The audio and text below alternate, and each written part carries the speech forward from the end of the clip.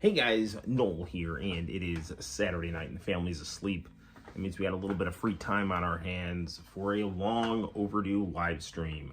I'm on spring break, and actually I'm wearing a sweatshirt. I should probably be wearing something a little lighter because, it's spring break, and you should be dressing for the occasion. Plus, I'm a hot-blooded Detective Joe, so known from Final Fantasy VII.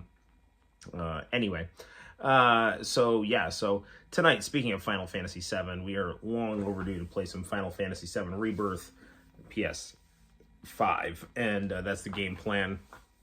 So, it's been pretty busy. I've just been doing, just a lot of stuff with kids in school, and I've been trying to keep up on the channel, but I've mostly just been doing drawings on my phone to relax, and so I've just been uploading those with my favorite music and stuff that I thought would fit and be fun. Also, I recently and by just, I mean like minutes ago, uploaded the TV Tokyo Japanese X-Men credits, but I included my artwork in it. So all my X-Men artwork, all my Marvel artwork, I put there, and so just kind of like blended it all together. I thought that would be fun. So cool. On the topic of X-Men, X-Men 97, I've been meaning to do some reviews of episodes 4, 5, and 6. 6 just came out. Episode 4 I thought was good. I didn't think it was I think episode 3 so far has been the best episode. I think episode 5 was good, and I think it's a bit overrated. And episode 6 was fine. X-Men 97 has been really good, provided they don't get preachy. When they get preachy, it loses, I think, some of its just narrative flow. Like I understand the X-Men has always been a vehicle for kind of having this message of oppressed people, and that's the superheroes. The superheroes are the oppressed people, and that's like the difference between a Marvel comic and like a DC comic, whereas like with the DC comic, Superman is Superman and everybody loves him, whereas like the Marvel comics, it was more like the superheroes had problems, and the X-Men were different and scary, and so they dealt with issues that people that are on the outside deal with. But it's not been, at least in its heyday, something that is like, I guess you could say, woke, in the sense of I guess having like an identity politics analysis with Marxist structures. And I don't think Marx is a boogeyman word or anything like that. But when you apply Marx to identity politics, you strike at the heart of humanity, and you divide people in an irreconcilable way often, because, if you're looking at people in terms of proletariat and bourgeoisie, people can change their thinking or change their class allegiances. But if you're looking at things like black and white, man and woman, and then you start, putting these hard and fast rules of oppressed and oppressor there, then it's like you're bad just for being born the wrong way, and you end up with a kind of a reverse discrimination happening, which is analogous to this idea of the dictatorship of the proletariat, interpreted in the most crude and unconstructive way possible, meaning like I get in charge and then I just fuck everyone over for my own benefit because, after all, I'm better than you. So there's my little side rant about that. So, But where X-Men 97 has been really good is it's done an excellent job of diving into the comic books and adapting the comic books and distilling the comic book stories in a way that works for a 30-minute cartoon, and they've been doing really well. And I think in some cases they've actually made the comic book characters better in the cartoon than in the actual comic books. Episode 4, they had, I think it's pronounced like Abscissa, the Jubilee from Mojo's dimension, that in the comic books, I guess she served Mojo in exchange for, not screwing with the universe. And then she ends up dying because Jubilee won't take the offer again, and then that ends up somehow messing up her existence in the Wolverine comic books that she was in. But in the animated series, they had kind of like a cool explanation for her, that she was a beta test of Jubilee that kind of gained sentience and was kind of working independent of what JoJo's Bizarre Adventure, Mojo wanted. And I thought that was really cool, and it was a way to, add extra interest and sympathy and character to a minor character that has kind of a dark story. And I mean, they did the same thing with Goblin Queen. Like, I remember, like, I watched that episode, and then I went back and I read the Inferno stuff, and they did a much better job in the cartoon, I think, of fleshing out, Madeline Pryor as the Goblin Queen during all that stuff. So that was really good. And that, then if you go to episode 5, set up some really cool stuff with Madeline Pryor and Cable. Like the X-Men comic books now, I haven't really read them that much because I think they've gotten kind of like dumb. And also, like, they weren't selling very well, and my comic book store was having issues with their distributor. So all of that meant that, like, newer X-Men comics were, fewer and farther between increasingly. And the new X-Men comic books that I ended up just buying all the time were the X-Men 92 comic books, where they didn't really screw with anything. But, apparently, so, like, I watched episode 5, which I thought was quite good. And there are some people that are saying it's like, oh, it's like the greatest Marvel animated thing ever, and it's not. I prefer Pride of the X-Men, quite honestly, to episode 5 of X-Men 97, which is still very good. It's called Remember It. And so spoilers ahead here. So it looks like Gambit and Magneto die in that episode. And Gambit has this really cool way where he dies, actually, where, so the... I didn't read these parts of it. I stopped reading at this point, and I'd heard about it, and it sounded dumb, is that the X-Men basically, as the writers of X-Men it became more radicalized by identity politics. That affected their writing. So it was no more about Professor X and his idea of coexistence between humans and mutants. Professor X and the X-Men and all the mutants become basically mutant supremacists, and have their own, like, mutant colony, like Fire Island or something. And and that's where they, rule, and so that's the place that they live. It's called Krakoa. And and then they just end up, I don't know, having orgies and acting in morally ambiguous ways. And, like, some of it sounds interesting, and a lot of it is just garbled bullshit that just seems to ruin characters' iconic personas, just because the writers don't know what the fuck they're doing. They're just, doing whatever they want with no oversight, or little editorial oversight. I don't even know what's going on over there. But it sounds to me like Marvel just doesn't really care that much about the comic book end of, Marvel, and they're more focused on the entertainment end.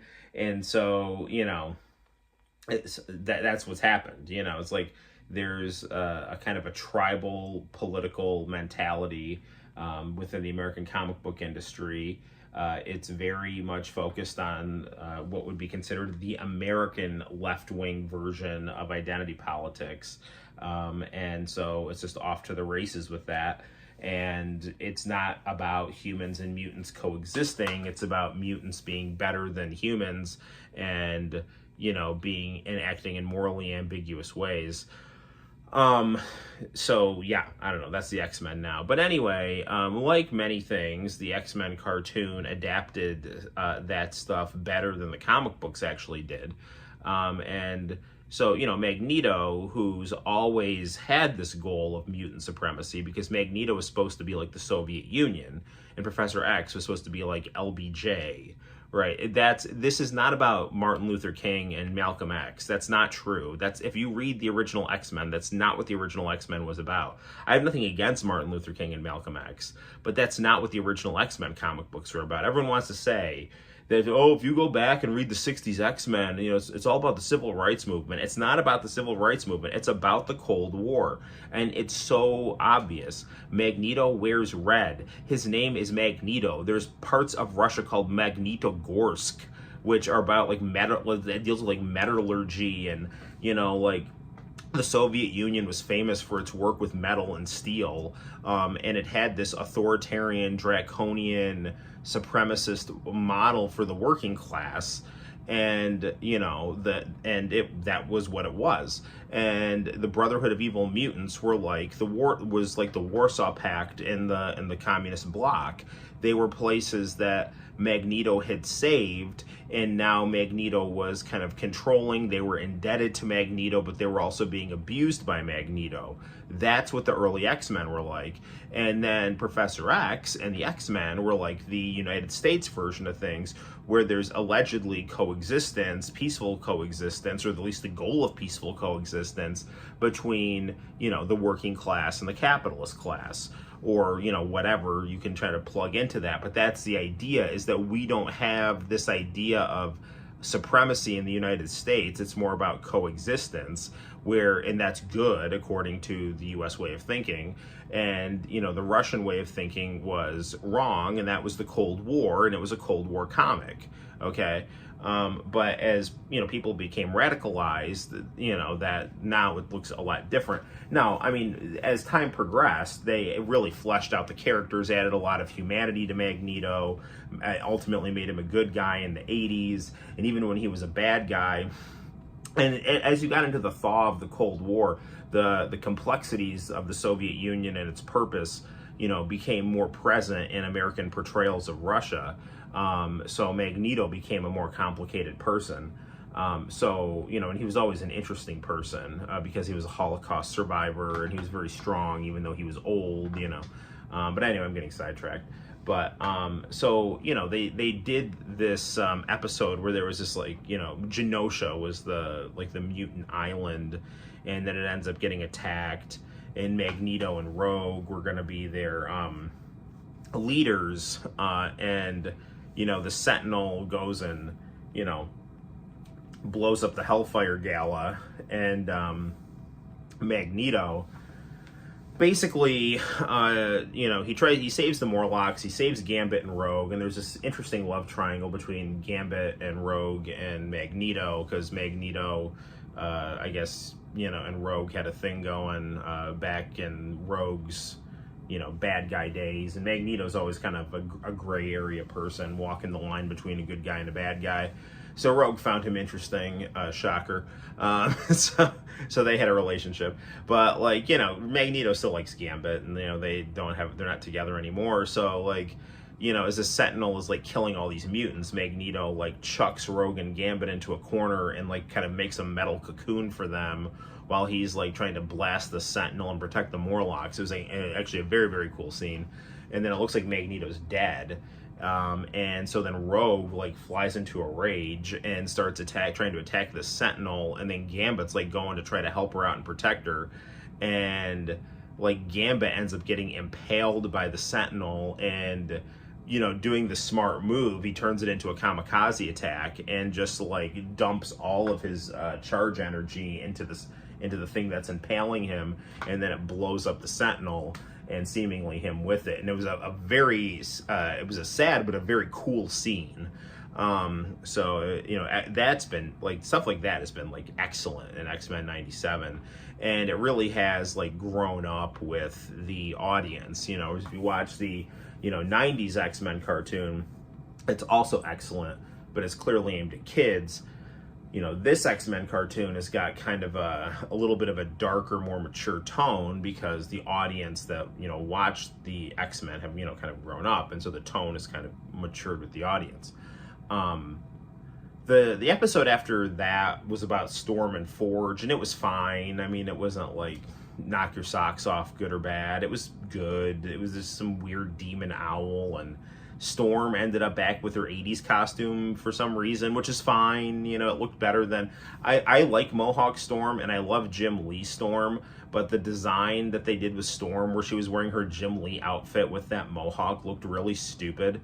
And so now she's just back to... I guess she got her powers back, and that automatically meant that she had her like early 80s, late 70s costume with them, which is fine by me. I think that costume looks good, and I'd much rather have that costume than this weird hodgepodge of her mohawk and her white outfit, which I don't think looks good. And Forge is cool, but I mean, when they were talking about Forge, like they started like throwing in this like anti-colonial stuff about Native Americans, and I was like, I guess, like, I don't know. It's just they're every once in a while they'll like try to shoehorn something in, and it's like, this doesn't really fit, Like, I mean, I understand like Indians were screwed over, but like we don't like. I don't know. I mean, I guess they were trying to do something along the lines of like Indians shouldn't try to be white and Storm shouldn't try not to be a mutant or something like that.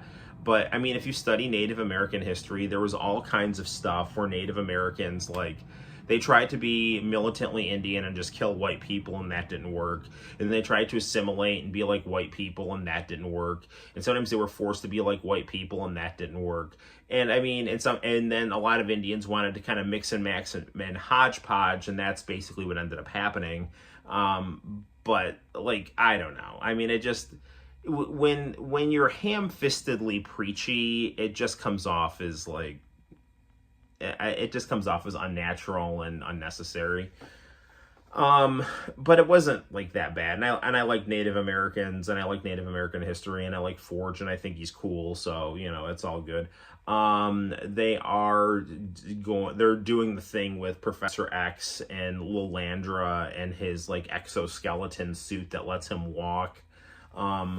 It sounds in the comic books that they're doing like really stupid stuff where, I don't know, Professor X is like a kind of a mealy mouth, bad guy, good guy, I don't know. And Cyclops is just yelling at him. They're trying to make Cyclops like militant in X-Men 97, which is dumb. Because, like, I mean, I know in the comic books that happens to him, but I don't think that's a good look for Cyclops. Like, Cyclops is much more the, yes, sir, like, and that can be very annoying, but just turning him into some, like, I don't know, like some, some kind of, reverse racist inversion of that is kind of dumb. The first thing that caught me was, like, in the first episode, he was like calling the anti-mutant racists like scum, which is not a cycle. I mean, like the Friends of Humanity are bad guys. There's no question about it. Oh, hey, Yes is on here. Cool. I wish I read more X-Men comics to comment on this. Well, that's cool. We'll just listen. So like, if you like the 80s, 90s Cyclops that I grew up with, at least, was always like, let's follow Professor X's path, which is there's bad humans, but they're misled, and we should help and educate them.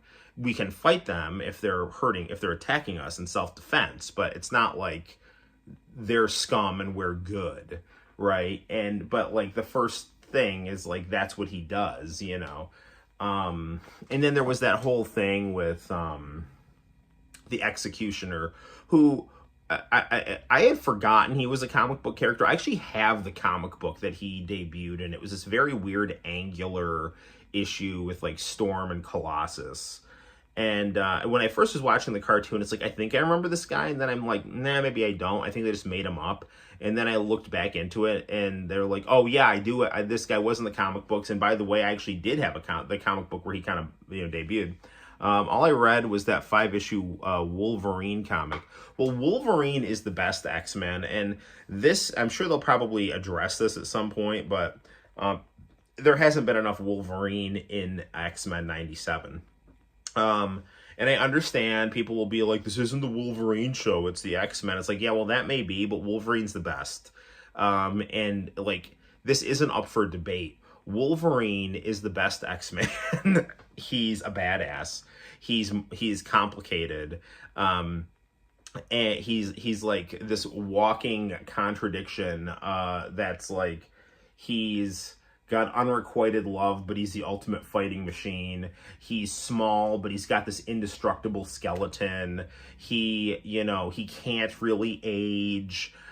He's like kind of perpetually like 40, in his late 40s and grizzled. And he's like Don Johnson crossed with a gruff Canadian hockey player that happens to be a incredibly skilled martial artist with indestructible claws and healing factor, and like amnesia trauma, and he's in love with Jean Grey, the kind of the girl next door, and but he knows like he can't have her. I mean, it's like he's really cool, and his costume looks cool, his look is cool, So I mean, I do understand kind of the need to have him like not necessarily be front and center all the time, but they need to get some Wolverine going here, because I mean, each episode, I think the first 2 episodes I didn't think were good. Everything after the first 2 episodes I think have been very good, to excellent. I said 3 would be my favorite episode, and then after that 5, 4, and 6. I mean, I actually like the Goblin Queen stuff better than the episode where Gambit seemingly dies, because I thought that did an excellent job with Madeline Pryor, and it had a lot of really cool things from the comics. I'm not trying to sound like anti-gay or anything like that, but Morph is not good in this show. Like, they made him a weird, like, gray-faced gay guy, and it's like, what are you doing? Like, seriously, what have you done to this character? Like, Morph was like Jim Carrey in the original series. He was like Jim Carrey if he was brainwashed by Mr. Sinister. Now he's this weird alien-faced guy who has a crush on Wolverine, apparently. It's like, what is this? Like, and he's like, oh, well, I don't know about this people. I mean, like, I'm mildly exaggerating, but it's like, what are you doing, I mean, if you wanted to have a character like that, like, just have a character like that. You don't have, like, turning a character, like, albeit Morph was a pretty minor character in the original series. I mean, he's fine in the new series. It's not like he's unlikable. It's just not Morph. I mean, and maybe it will come out that, like, maybe they'll do something with, like, Age of Apocalypse, where, like, somehow Morph got swapped with the Age of Apocalypse Morph or something. I don't know, but, like, because they did, like, in the opening credits, they did something kind of cool in the most recent episode, at least that I saw. Maybe it's in other episodes and I missed it. But in the opening credits, they showed the Wolverine and Storm from the Age of Apocalypse. And that was really cool. That was one of the best episodes of the original series. And I mean, I cried as a younger person at that episode, and everyone's like, "Oh, I cried when Gambit died," and it was like, so the type of idiot who only reads Gru wandered. Well, no, okay, so the Age of Apocalypse storyline is like if Professor X, it's like an alternate timeline where Professor X died, and everything is all screwed up. Like Magneto's leading the mutants against Apocalypse, and Magneto is incredibly cool in the story. He's got a white beard. He's super jacked, and in the cartoon version of this storyline, which actually I think the cartoon came first, and then the comic books. Wolverine and Storm are a couple, and they go back in time to save Professor X, and then they realize that they won't be able to be a couple if they save that, you know, because Wolverine like really loved her, and then he was in the situation where it's like, I have to sacrifice my woman in order to, I have to give up the woman I love to save, you know, to not live in an apocalyptic hellscape, you know. So I thought that was more sad. I thought the Gambit thing was just like really badass. Like he's like, all right, if I'm going down, you're going down with me, you know, kind of thing. So yeah, but anyway, so I did not have high hopes for X-Men 97 from what I had seen in the trailer. In the first couple episodes, I thought were kind of and preachy. And then after that, it got really good. So, yeah. So there's my X-Men rant right there. Konnichiwa, Nintendo 70. And so, yeah, so cool. So I'm looking forward to see what they do. It's been renewed for a new season, which I think is cool. And it's definitely given me an excuse to draw more X-Men artwork. And so that's really cool. So, you know, make sure you like all that stuff on the channels. So cheers to that. So, Ohio, yes, okay. The state or good morning in Japanese. So I'm drinking coffee, and then I'm drinking like water with beet powder in it that I've pretty much drank all of. So, and now we're gonna play some Final Fantasy VII Rebirth because it is long overdue. I love Santino with every fiber of my being, but I have not been able to access this TV. I'm seriously, like, if I can make the money situation work, I'm seriously considering getting another HD monitor for this room. Like, I'm thinking of getting like a smaller curved one that's like kind of concave, and then either putting the PS5 or the Xbox One on that, because Santino wants to play AEW Fight Forever on this all the time. And it's like, dude, I just spent like $500 on this PS5, and I'm not, CRT monitors I love dearly, but I want this. So have I watched any Gargoyles? I did watch some Gargoyles, and I liked it, and I thought it was really cool that Star Trek actors were like in the show.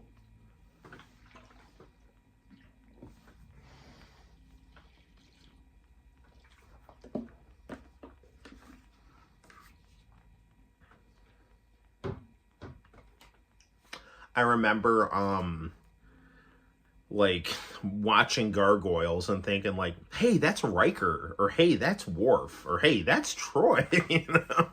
So I thought that was really good. And I love Star Trek The Next Generation, so I was really cool with that. Okay, let's get down to business. One more X-Men thing I want to complain about. So I've been watching just random stuff about like 90s video games. And one game, as it relates to X-Men, that has been coming up recently is X-Men 2: The Clone Wars on the Sega Genesis. And I remember my friend in school, and when I was in like 8th grade, saying that game was good. And at that point, I had stopped reading X-Men because I was so pissed off that they ripped the adamantium off of Wolverine. I was like, this is so stupid. I'm not reading this anymore. It had so many comic book tropes. I loved it. Awesome. when I was in college, I went back and read the comics from that period and actually liked a lot of them. Like the Onslaught stuff, I thought was awesome, but it was like really stupid at what they did to Wolverine. They turned him into some dog with a bandana over his head and giant bone claws, and I was like, what is this? So anyway, but but I remember him saying like X-Men 2 Clone Wars is really good, and I was like, okay, you know, like, and so then I have this emulator box and it's got X-Men 2 Clone Wars on it. So I'm like, I think I'll check it out. See, I loved the Genesis X-Men. It was my very first video game. I've done videos about it. And so I figured it's like, I'll try its sequel. And it's just not, I don't think it's as good as the original. Like, I'm sorry. Like, rage quit on X-Men.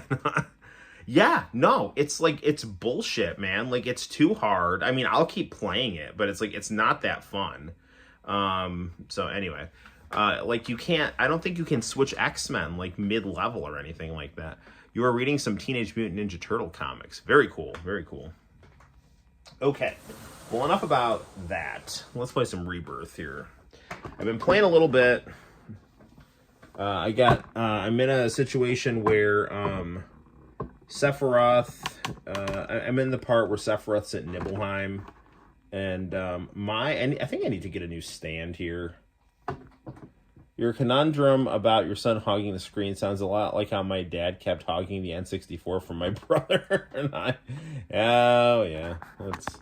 Well, I guess it's, I guess that's just part of fathers and sons, so it's a good situation to be in, I suppose.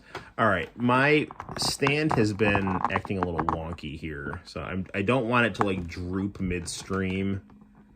So I'm just trying to position this properly here, and I think, hey Nick, it's a long game, but well worth it. Awesome. So it's a lot longer than Remake. I think that's going to be good. We want to get the clock in here too. Okay, where is my remote? Or where's my very cool controller here? All right, and where is my remote so I can turn the volume up on this thing here?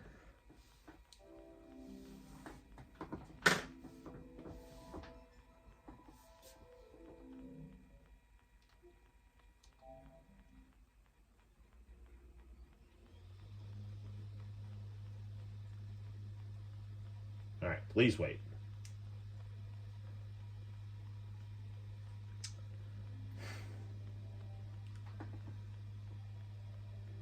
You did side quests for 90 hours. I'm not a big side quest guy. Unless they're like really fun, like in the original.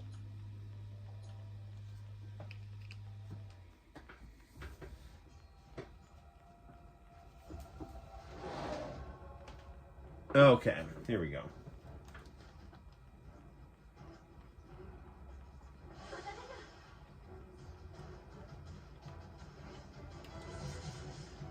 Sephiroth right now is super strong. So I'm playing as Sephiroth because he's the party leader. So it is actually really cool to be able to swing the Masamune around here.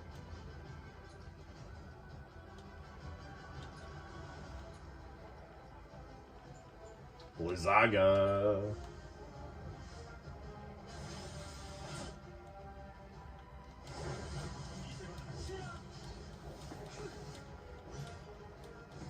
Let's get him, Cloud.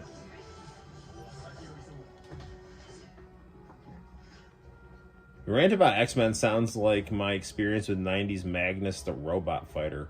Cool. Not to the same extent. Definitely wasn't as good as the 60s one. Cool. Alright. So, where am I going here? Follow the arrow.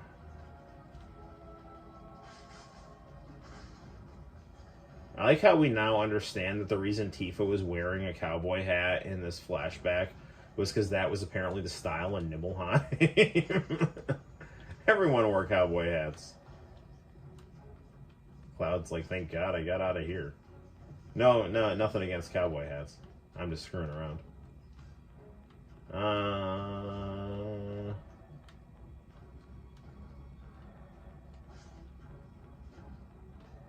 Okay, Noel, pay attention here.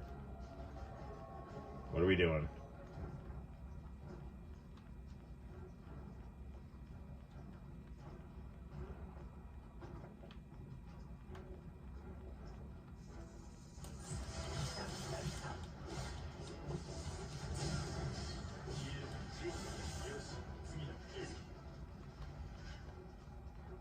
I like how Sephiroth's move is called Sword Dance.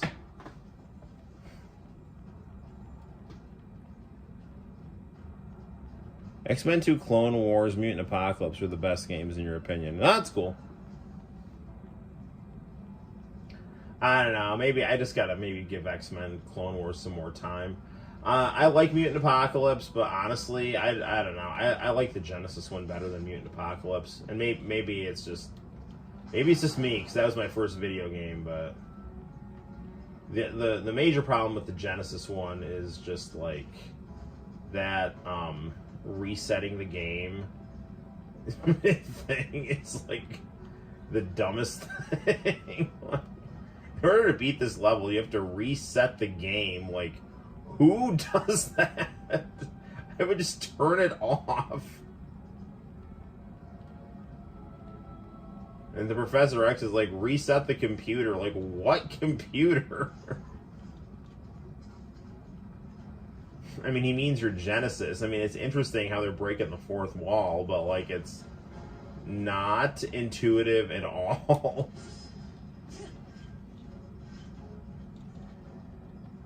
Alright.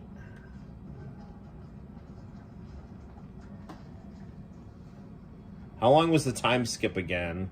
The time skip for Final Fantasy VII? Have you played the original? Have you played the first, if you played Remake, because in Remake, I'll spoil Remake for you, so plug yours if you don't want to hear it.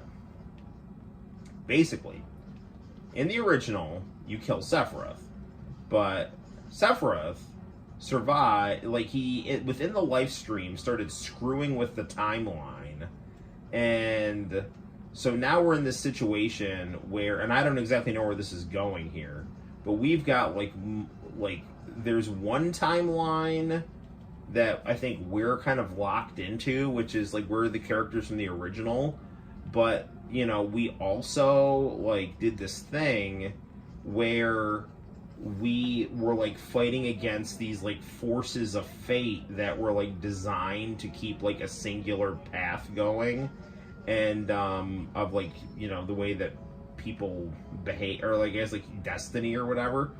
And so now like there's two like versions of things, because at the start of this game, you know, it was like a lot of the characters seemed like they were dead and Zack is alive, and like Zack died in the original timeline, and but now like we're alive and we're functioning here, so I don't exactly know what's going on. If we have like two like we've got like, you know, worlds colliding here, so like right now it's like I'm playing through a, you know, PS5 version of the flashback at Nibelheim where Sephiroth, you know, like Cloud thinks he's Zack, and Sephiroth is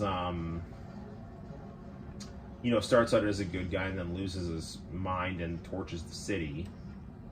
Can I like pull this in another way here? Yeah.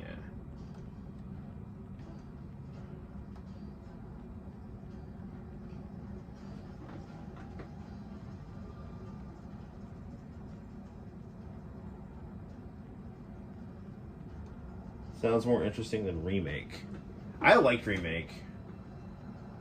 I liked it a lot. That's my favorite PS4 game easily.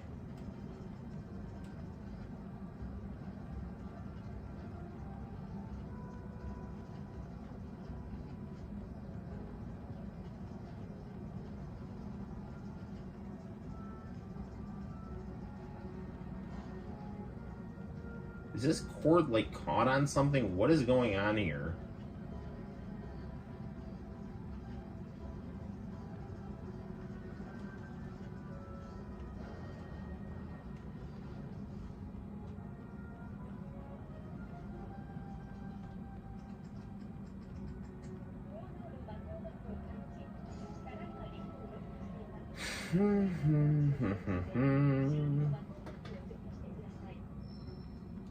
Trials of Mana has a remake. I gotta play that. I have that. I believe I have that. Actually, no, I know I have it. I have so many games, like, I still like these RPGs, like, I buy them, and then I, realize I have no time to play them.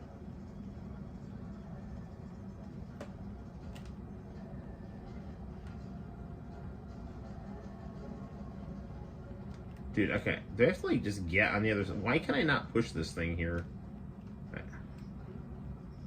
We gotta get on this end here.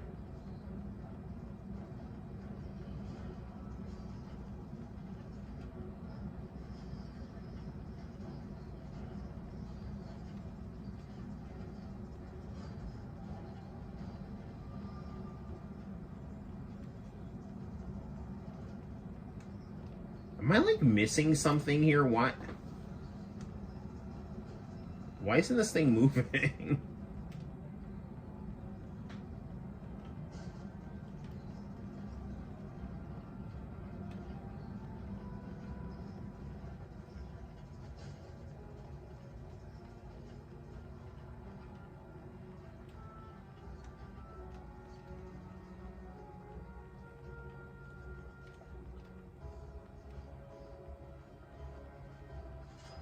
There we go. All right.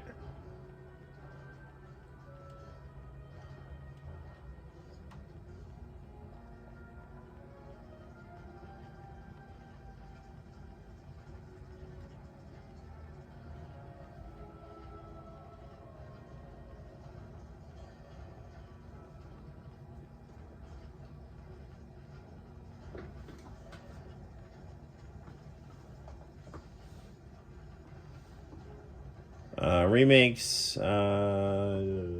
So yeah, I mean, you know, so yeah, remake and remaster are two different things, you know, like.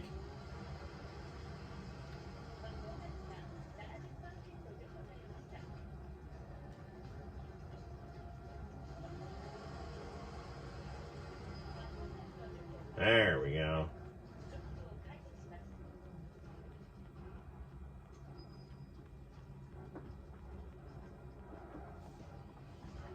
Most remakes are just the same game with more graphics.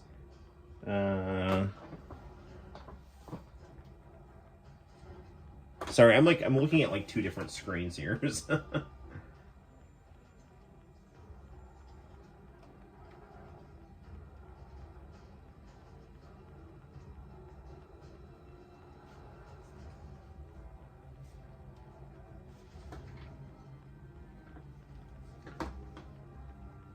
Okay, I think I was looking at I was looking at the laptop screen while the elevator was going up, so I didn't realize that I actually went up. So, okay, now let's go.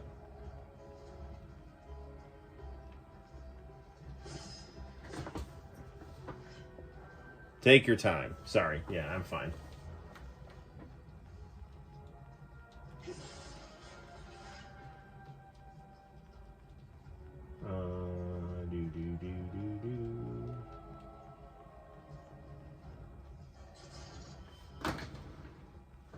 Ooh, I obtained an elixir.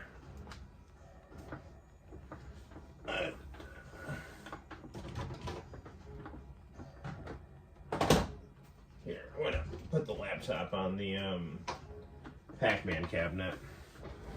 That way I don't have to turn my head. Alright, Tifa.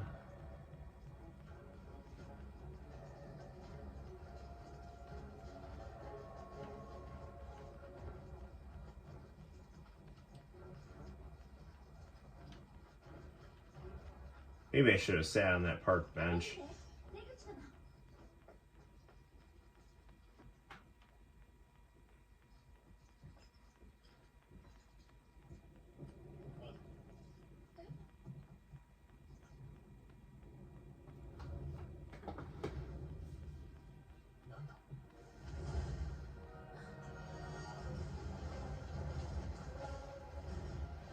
Ooh, goody, it's boss time.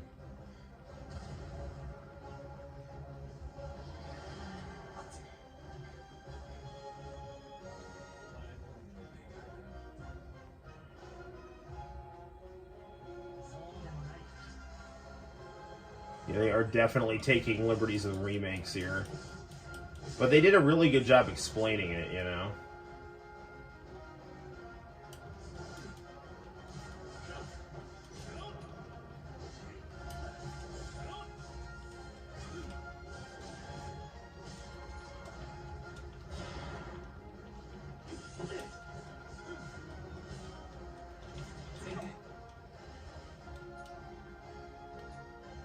Yeah, it's got Blizzaga again.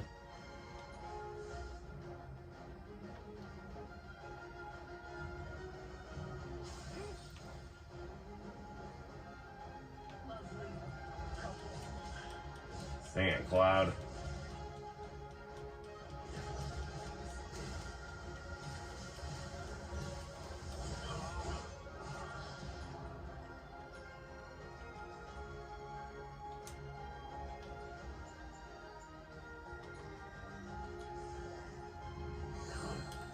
And it's actually really cool to be able to, like, cut loose with Sephiroth, because you didn't really get to play as him that much in the original game.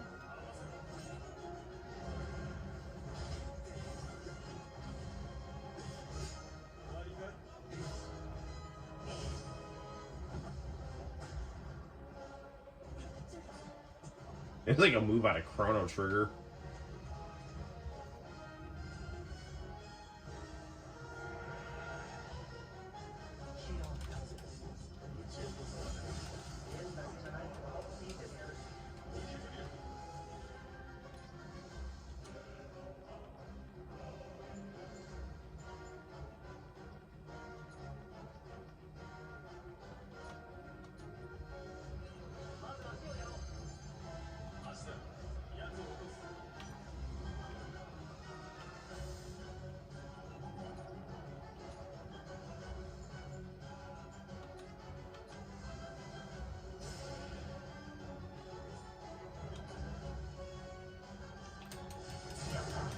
Stagger.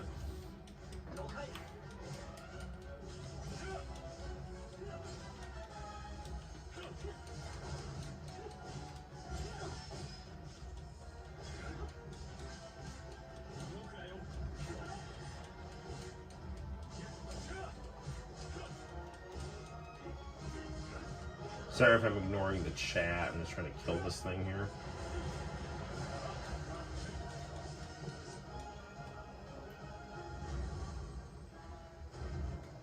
Yeah, I love the old music.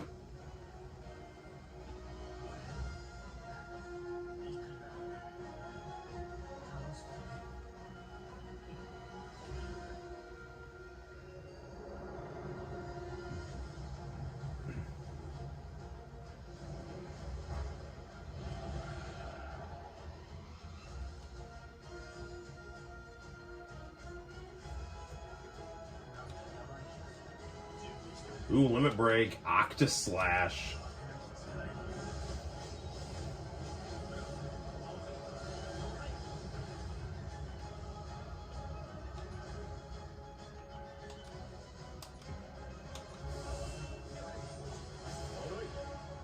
I really like how they have those team-up moves from Chrono Trigger.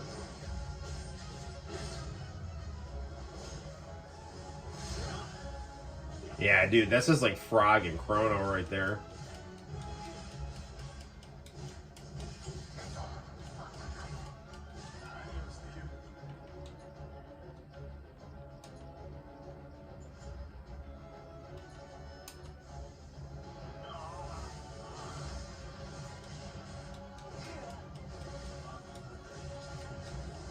Cloud's hanging in there. He's not doing that bad.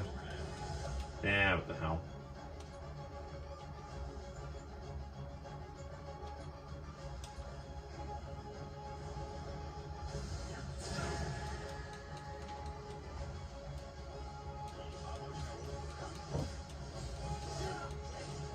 Sword Dancer. That's the Father Anderson. The guy who could beat up Helsing. It's called the Sword Dancer.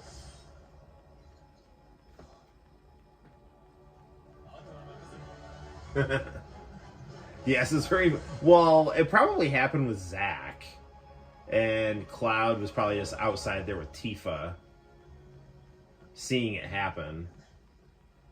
And then Cloud thinks he's Zack because his brain is all scrambled, you know.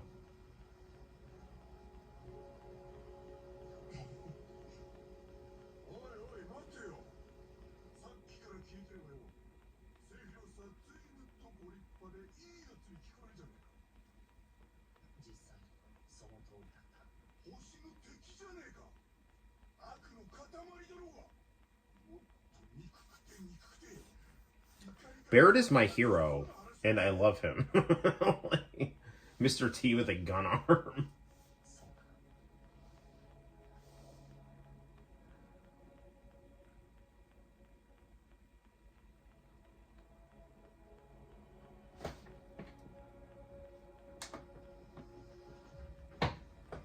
The bond between Cloud and Sephiroth.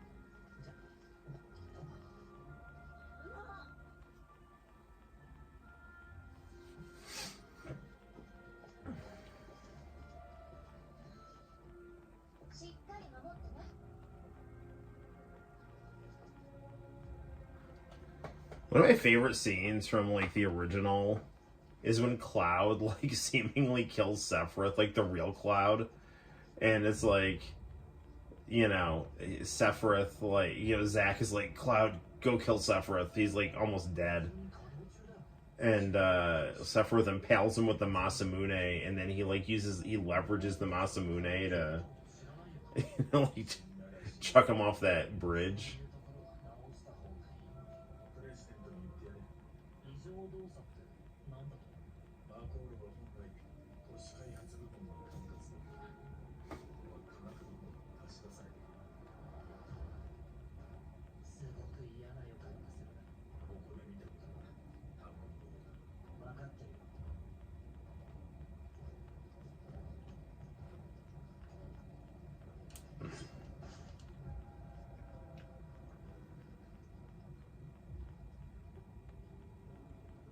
Yeah, that was like awesome.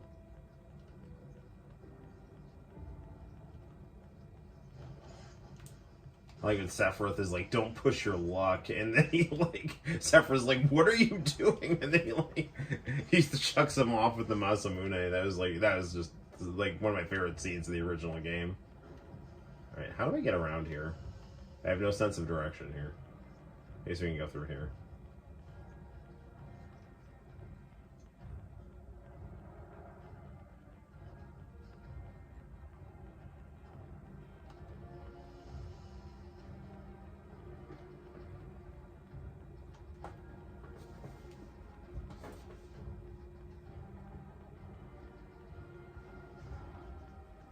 Alright. PS5 does look great. I mean, graphics have definitely plateaued, though, but I mean, it is very, very, very pretty.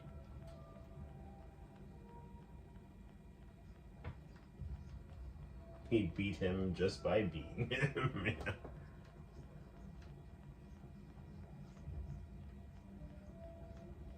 I'm curious what they're going to do now that Zack is alive. I love Zack. Zack is the original Cloud, you know. Like, Cloud's design was supposed to be Zack. And then they're like, actually, we like him better blonde, you know.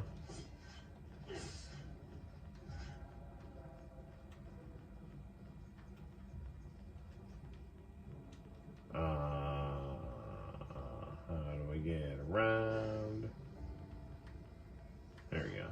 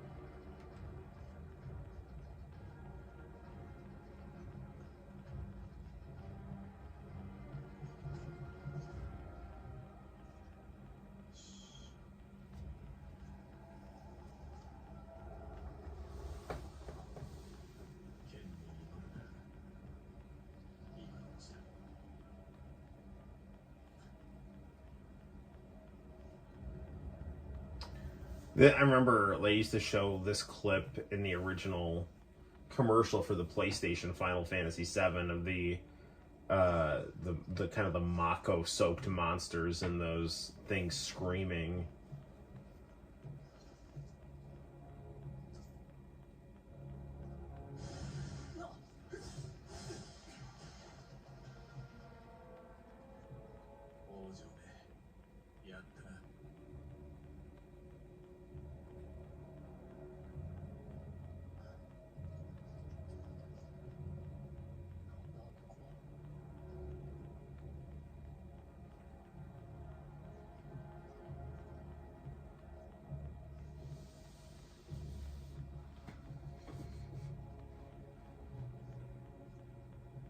Genova, yeah.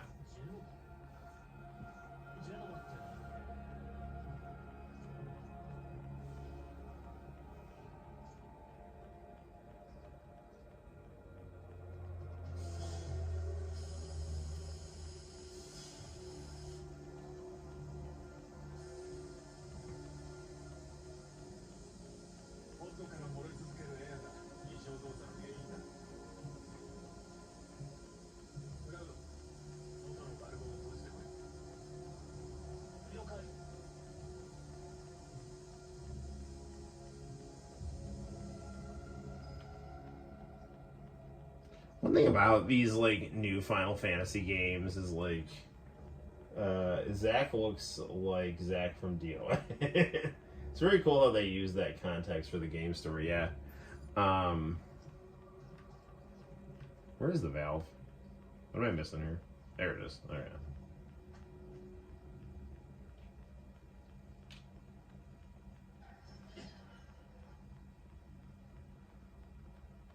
Is that good?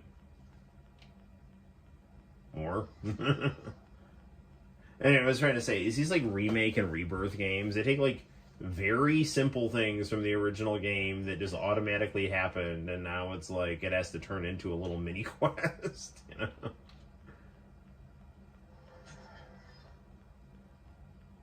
It's like the scene where like Cloud finds Tifa's underwear in the drawer. It's like that now is like a 20-minute side quest. Open that drawer.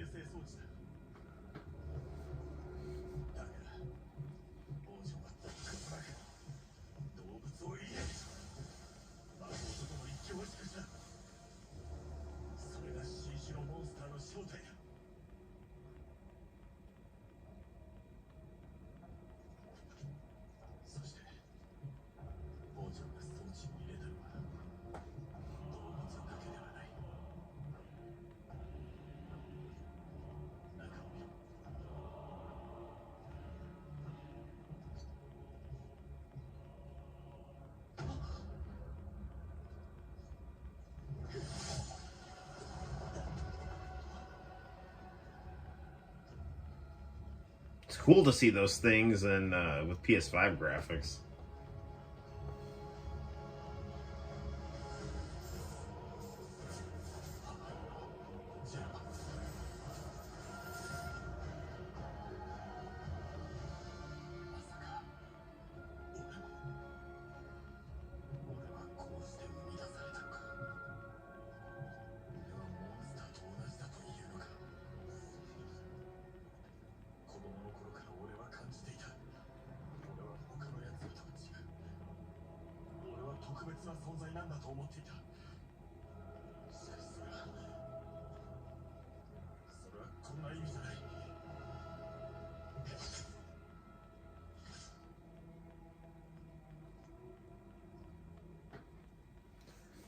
Yeah, and sorry if I'm not talking too much. I'm just kind of a big Final Fantasy VII fan, so it's really cool to see this scene recreated here.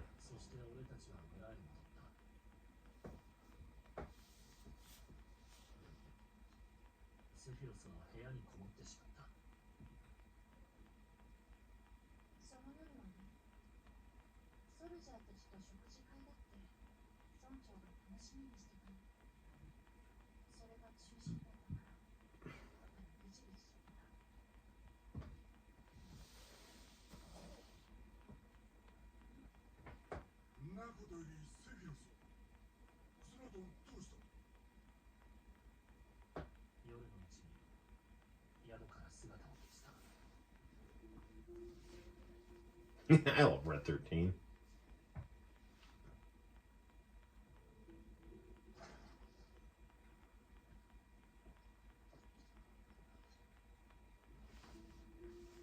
Please tell me that we don't have to like play as Sephiroth and do like a library puzzle like from Resident Evil or something. Rearrange the books to find out that you were crazy.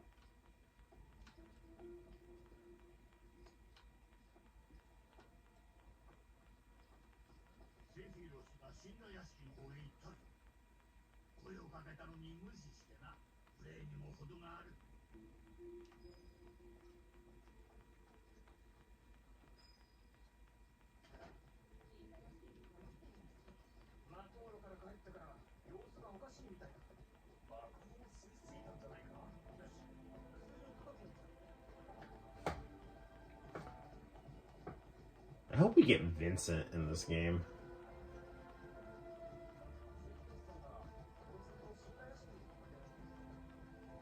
I read at one point Vincent was supposed to be a detective. I wonder if they repurposed Hot-Blooded Detective Joe into Vincent.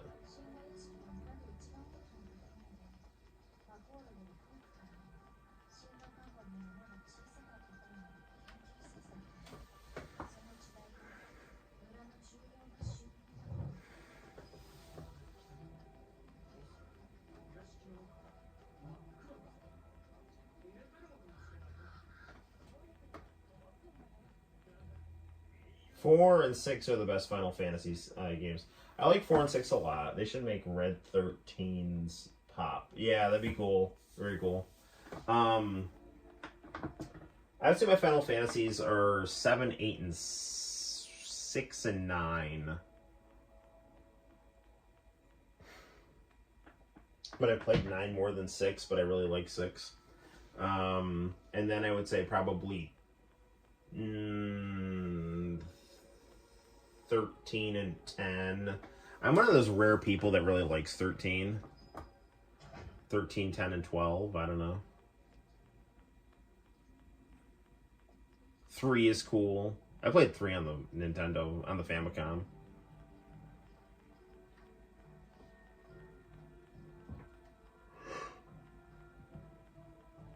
Okay, well, we can't go up that way.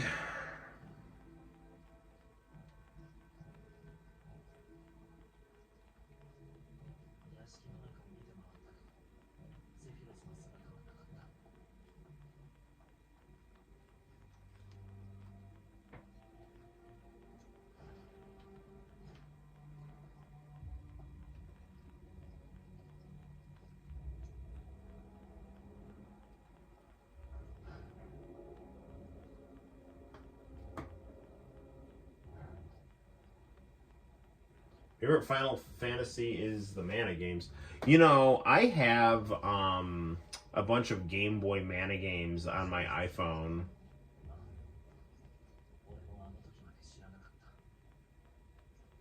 That would be cool to do. We could do like a screen share stream.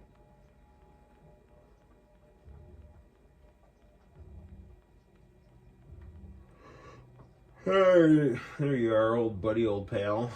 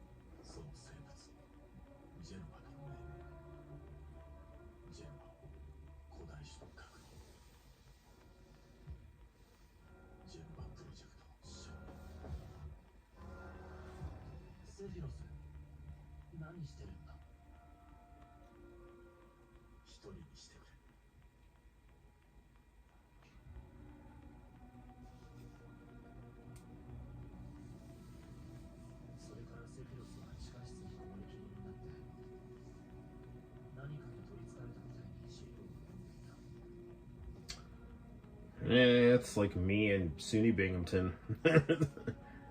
Piles of books you had to feverishly read.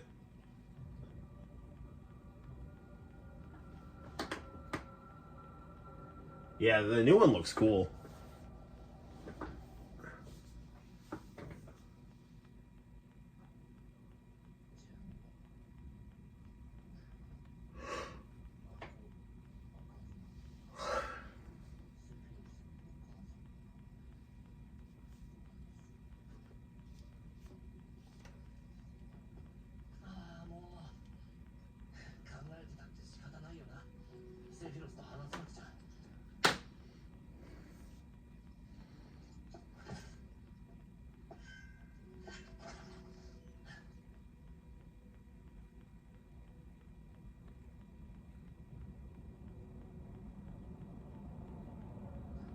Still reading, buddy? I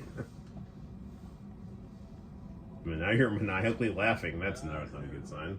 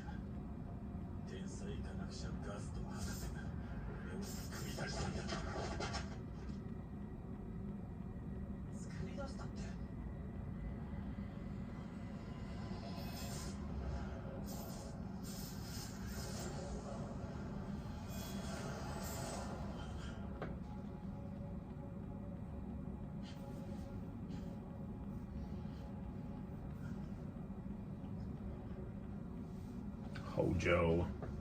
He's no good.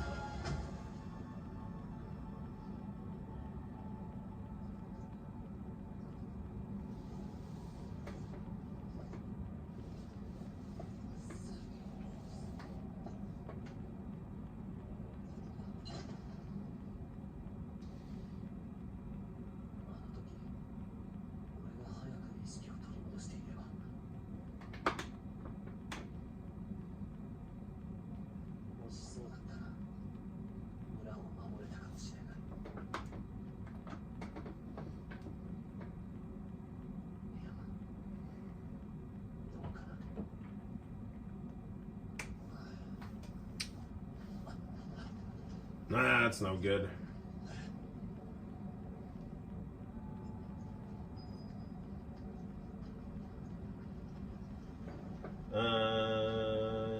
They say the OG artist should make more art for the Final Fantasy VII game, but they never played Saga. Yoshitaka Amano is great.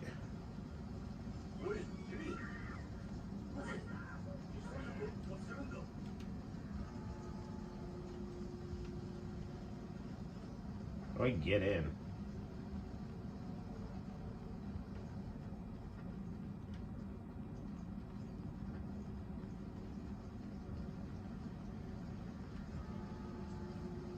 Oh, there it is.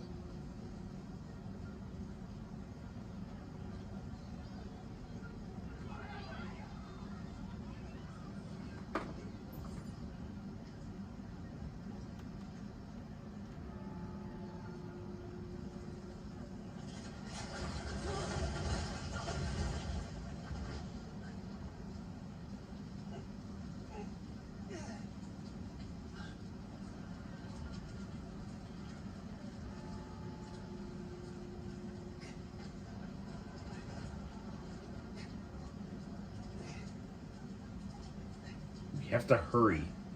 You have to save Cloud's mom and Tifa's orthopedic underwear. And now a tree fell on me and all I can do is limp. Must save mother and orthopedic underwear.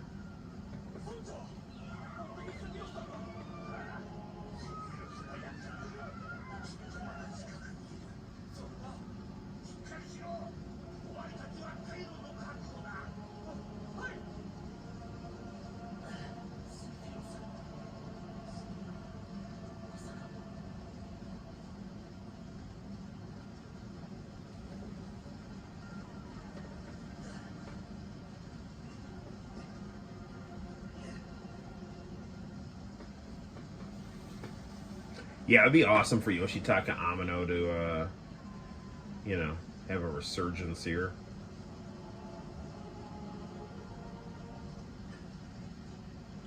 Can't get in there.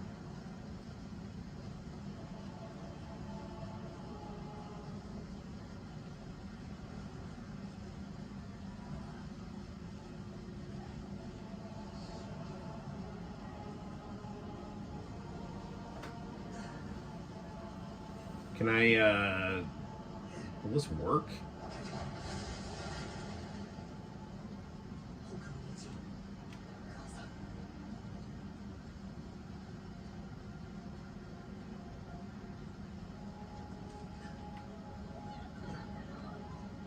How do we get around this here?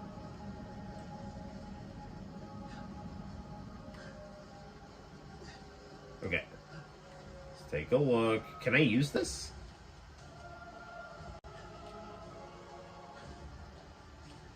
I guess I can't.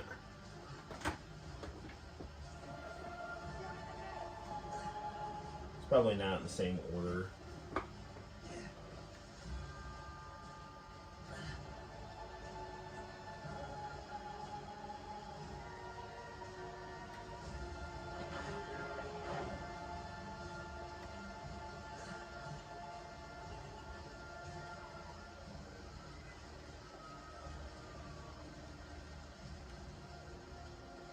How do I get around all this here?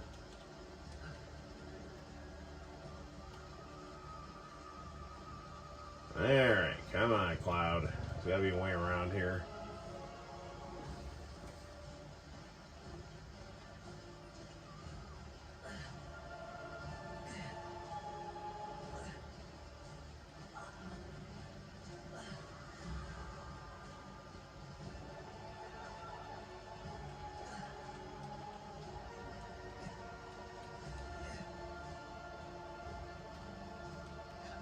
Dude, there's gotta be a way to use this.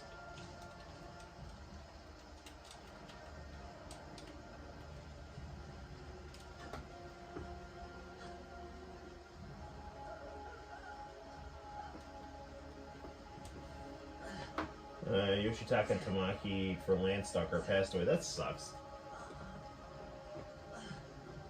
Man, how do I get through here?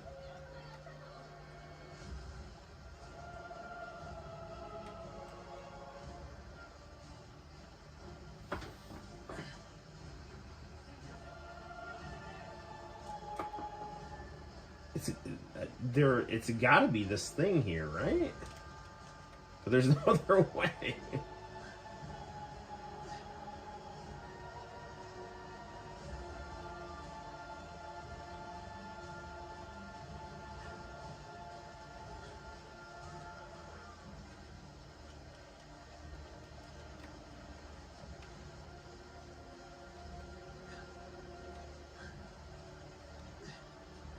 Can I, like, duck down through here or anything?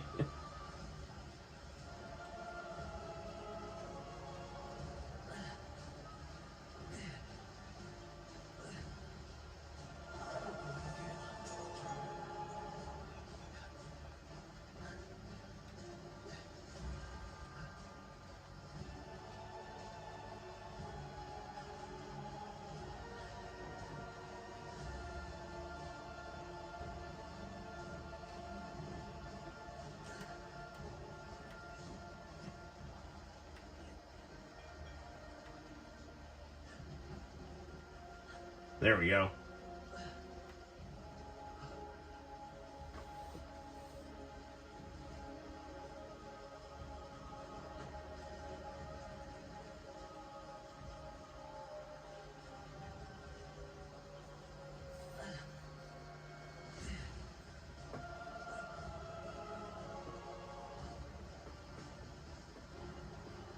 Gonna march on, soldier. Didn't get the notification. Yeah, YouTube is screwing me, man. Welcome, Arrow. Playing some Rebirth. Nibelheim's on fire.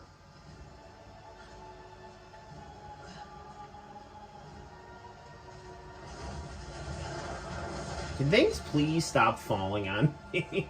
Like, got like one leg.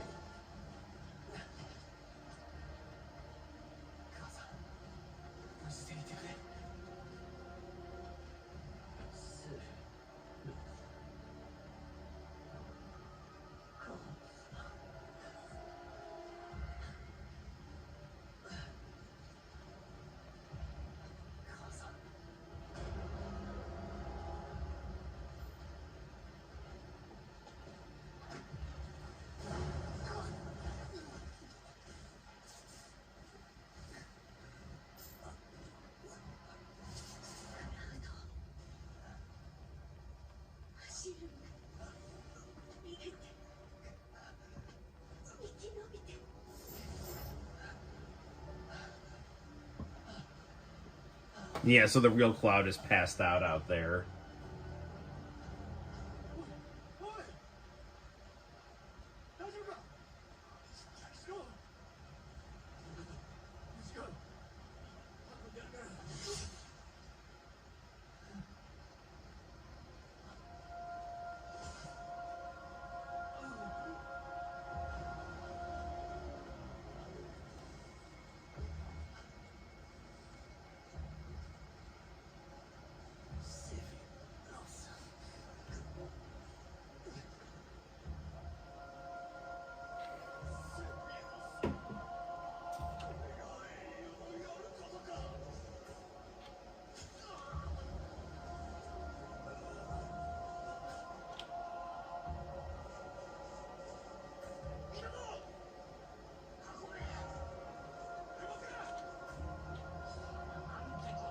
Oh man, not the poor mayor.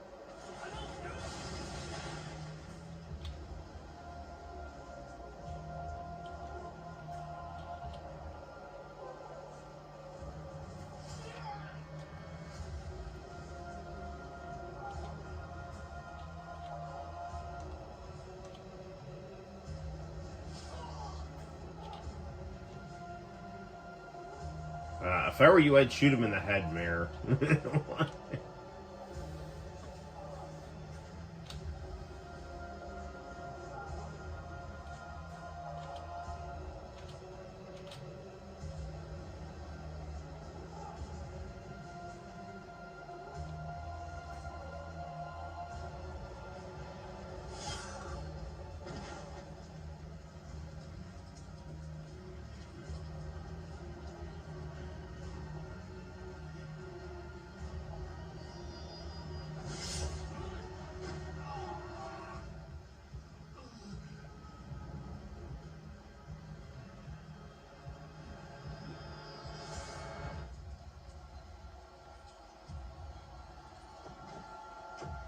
Oh man, it's symbolic, man.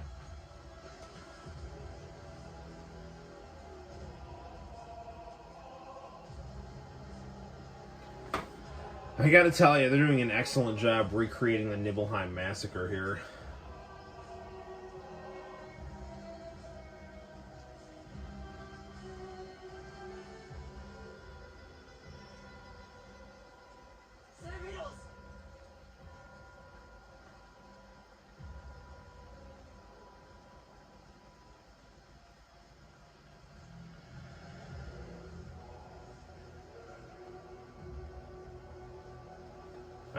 that iconic scene.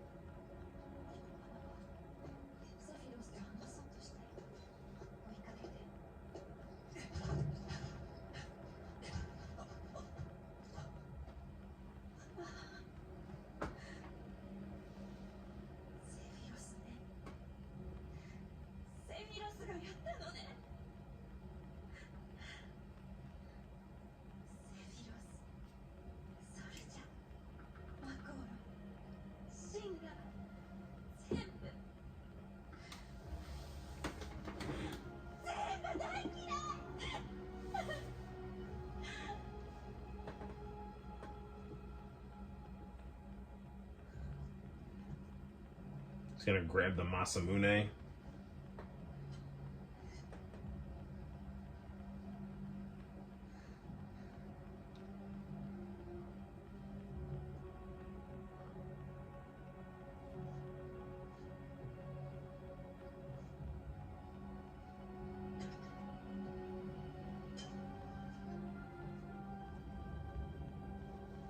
It's gonna be interesting to see how him pulling Genova out of that thing looks.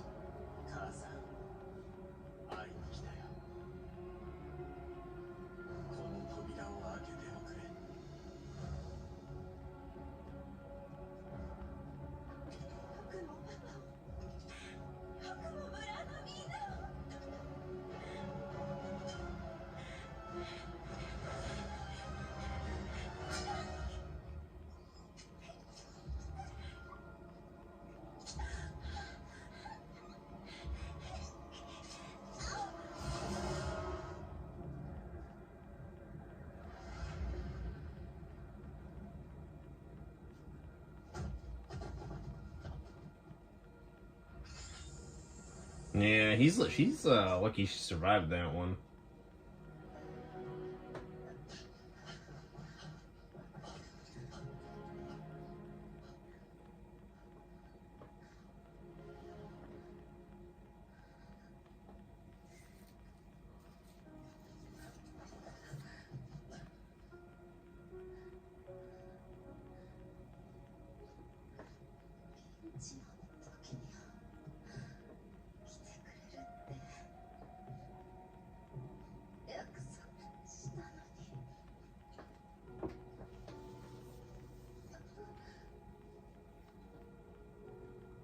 Grew the Wanderer would kick Sephiroth's ass.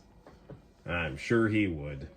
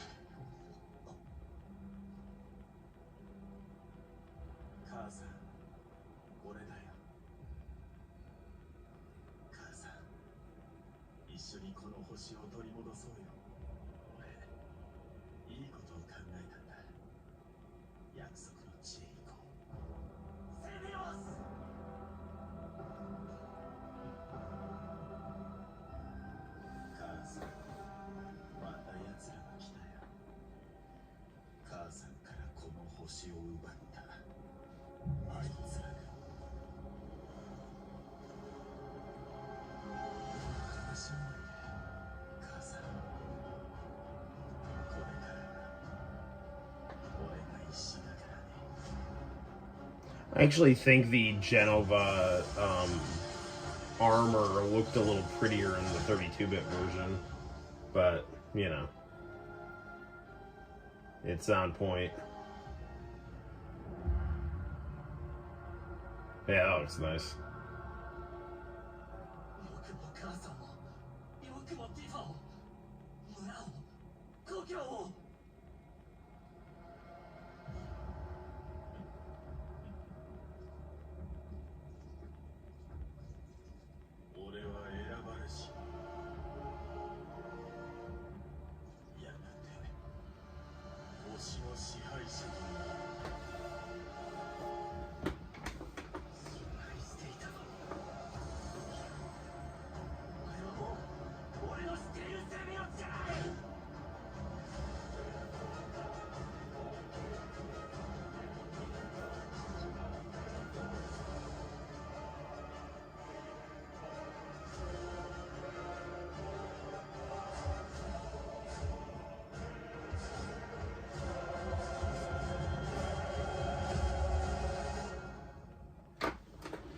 And that's where Cloud's memory gives out.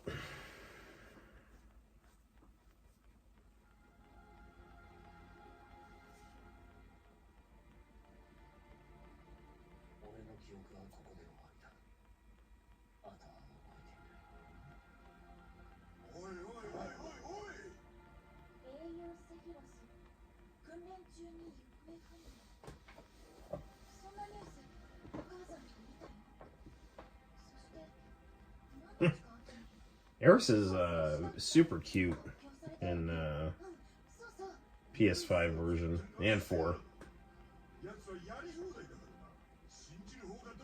Want the media mouthpieces for the ruling class? That's not at all like reality. By the way, you're not going to get notified because I'm any more live streams for old Noel because of that.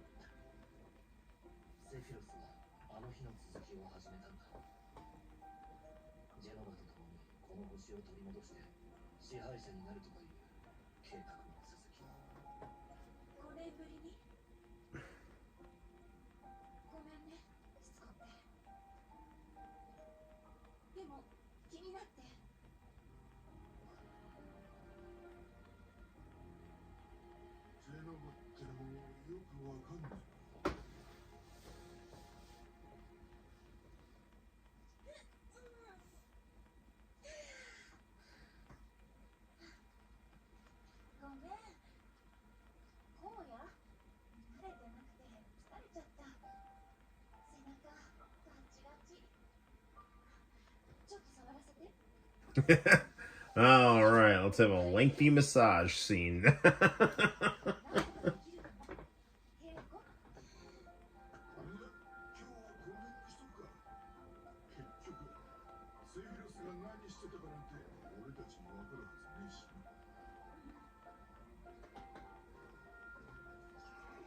I love Red 13.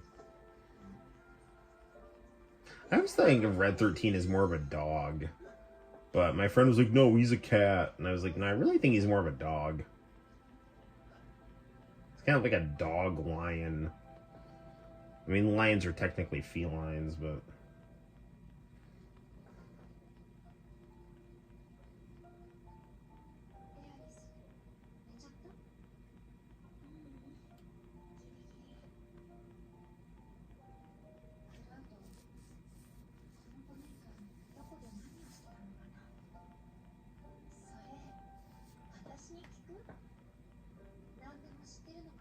Man, they certainly were afraid of making the girls pretty in this game.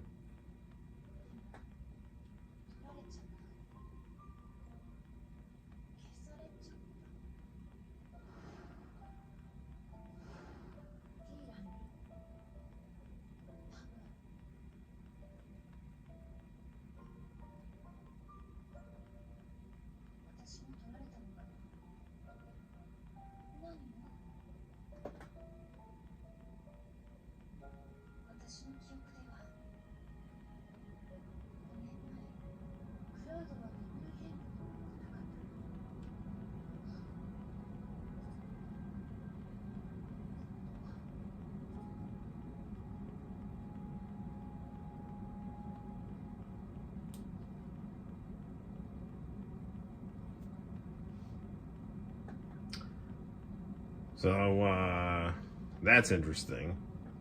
A little girl talk scene right there. Ah, the PS5. Really doing wonders with Barrett's pores.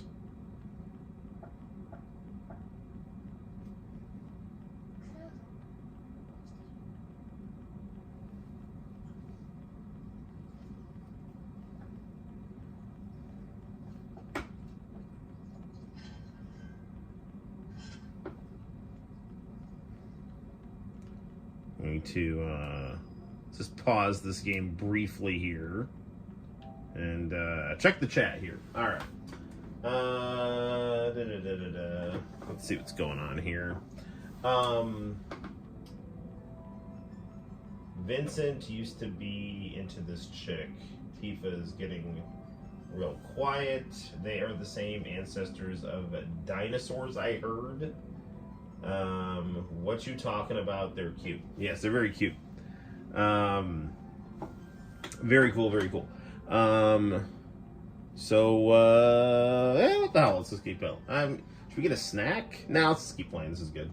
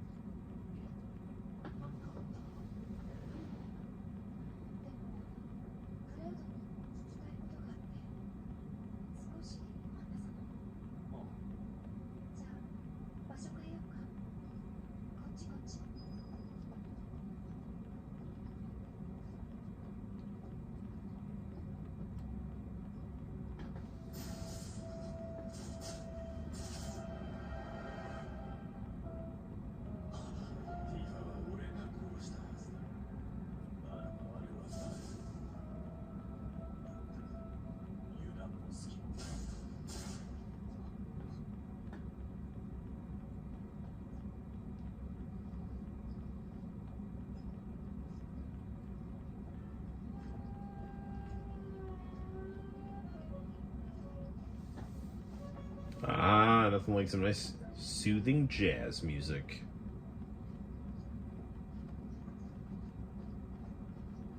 Tifa.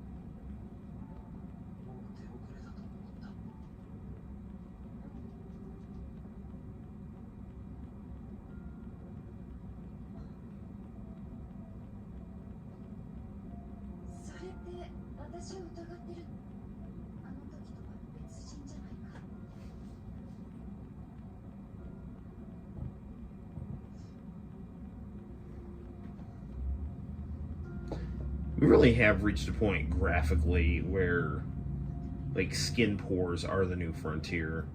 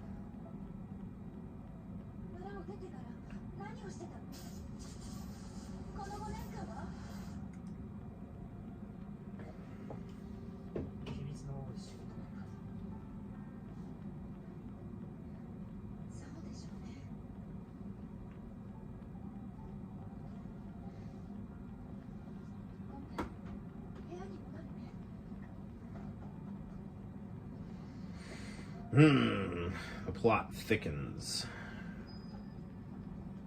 Main scenario, get some rest. Okay.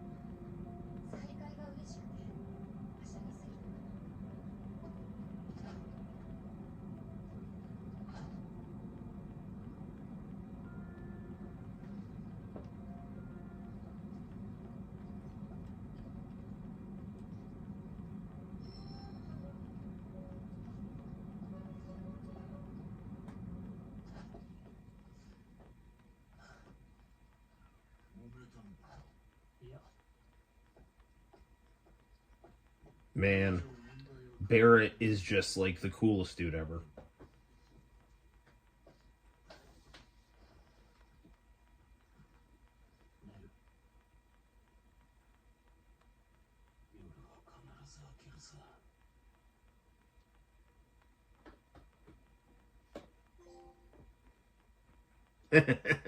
Never meet your heroes is the accomplishment name. That's really funny.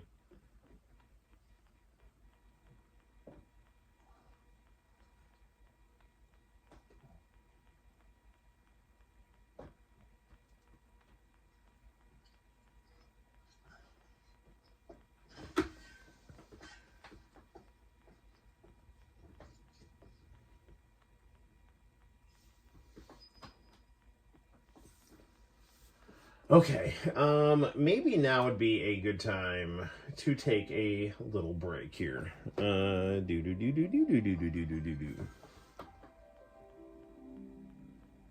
Okay, you got to go for real. All right, let's almost. The plot thickens almost as thick as Tifa. Yes, and Eris is pretty caked up in this game as well. Very cool, very cool. Let me here. Let's see. All right, it's been real. I got a dip. They did a real good job with Tifa. Let's see here. Imagine those messages in context and you'll still be confused. Later, Tater. Yes, it's been really cool having you here, and please stop by as much as possible, because it's cool having you in the chat, man. So very cool. Arrow, welcome, my friend here. That was apparently the first part of Final Fantasy VII Rebirth. Well worth me getting the PS5, because in all honesty, I got the PS5 for this game. There wasn't really anything that was like making me think like, dude, I got to get a PS5. And this game is like the thing, so and Tekken 8 I wanted to get as well, so I will get Tekken 8 at some point. So far this game has been awesome. Right on, working on something, got the stream going on in the background. What are you doing? What are you working on, man? Anything fun and interesting? We should maybe we'll go to the kitchen and grab a snack, which you often do. So, oh man, love that Final Fantasy music. Yeah, well, you know what I mean, man. Like, well, see, this is what I'm talking about, man. Like see, like I'm all. My camera stand is all wonky here, so hopefully everything looked okay when we were streaming. I could see it on the screen. I saw that the camera slipped down just a little, but it seemed like you got like 99. It seemed like everything was pretty well framed up and everything. So we got some Doritos here, so that's good. So we'll just kind of sit and chill in the kitchen for a little bit here, and whoa, okay, come on, there we go. Sorry, I know like my thumb is like all up in the camera here. You were setting up a website for local use at the moment. Well, that's cool. So nice. No, I don't. I mean, that's fine. Tomorrow is going to be AEW Dynasty, so I'm going to have some friends over for that, and I'm friends with a guy who fixes vintage electronics, so I'm going to have him take a look at my my modded Slim PS2 on Monday. I was hanging out with him last Monday, and he cleaned out my fat PS2 and got it running a lot more smooth than it was. And the white Xbox 360, when I was like pounding on it to try to get it to read discs, He told me, like, he opened it up and he's like, dude, the interiors of this thing are just done. He said it will work, but the disk drive needs to be replaced. So, luckily, I have a black Xbox 360 with a cord that can take the hard drive of the old one. So, though it does let me have stuff to play in the background while I work. That is true. That is true. So, here's some chips for you guys to eat there.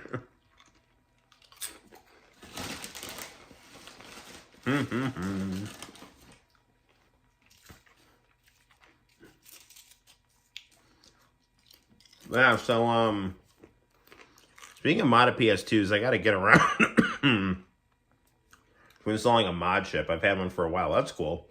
I really want to get a hard copy of the Sammy Hokuto no Ken game that looks like Guilty Gear. That's a really cool game.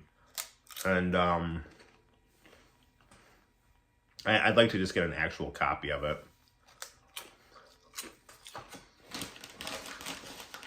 Apparently in China, they're making these, I guess, flash carts that are like loaded up with Saturn games that you can put in the back of your Saturn. They're not 100%, but in terms of compatibility, some games don't play right, but a lot of them do. So it seems like a pretty cool thing. I don't know how to solder anything, man. Soldering scares me.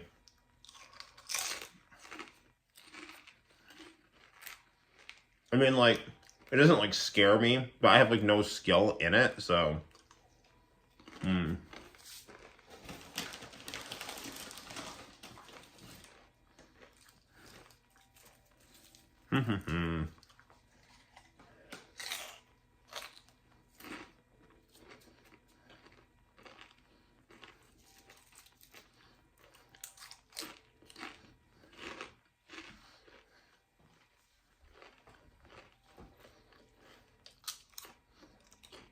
Nothing beats a good Dorito, man. Good times, good times.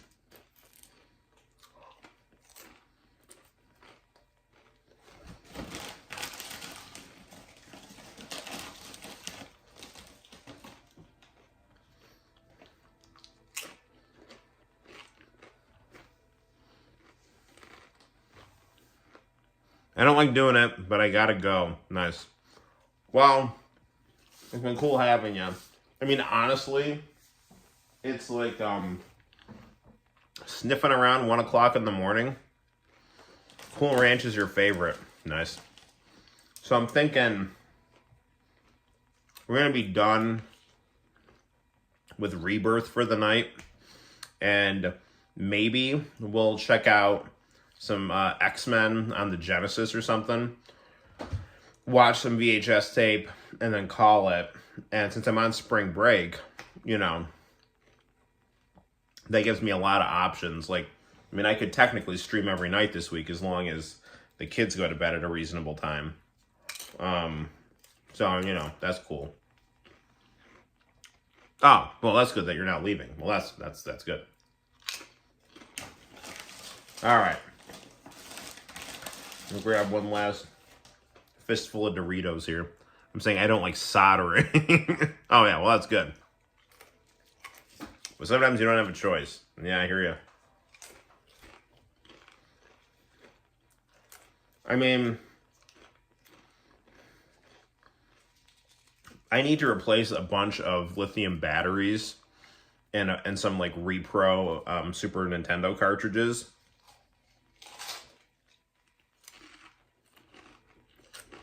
Because I got them off Etsy. And a lot of the batteries, like, are already dead. Like, I was trying to play Live Alive on my repro cart because I wanted to play the Super Nintendo version before the Switch one. I wouldn't save. Same thing with JoJo on the Super Nintendo. So I beat JoJo on the Super Console X. And it was great, so.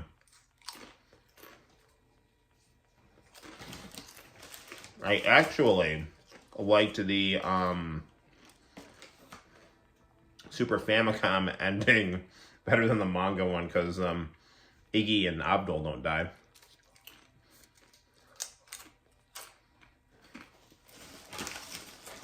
So, you know, that's a great game. I have a review of it on the channel.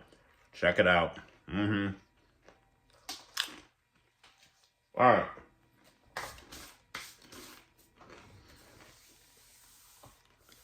It doesn't happen that often, but definitely, I got some repros with dead batteries, and, I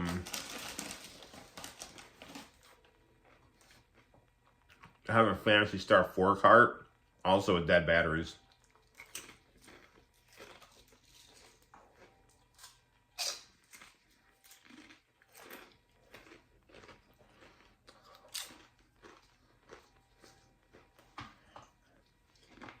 Man, can't stop eating these Doritos. I ended up with acne in 7th grade because I ate too many Doritos. True story, and a sad one too.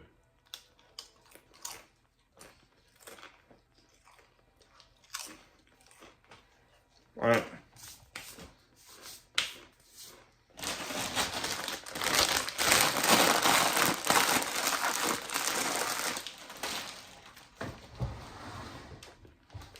Okay.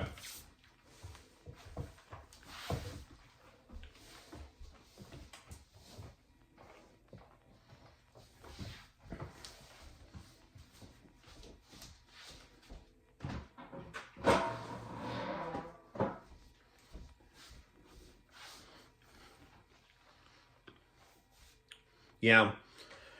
It's been a while since you've had Doritos. Well, let me tell you, man.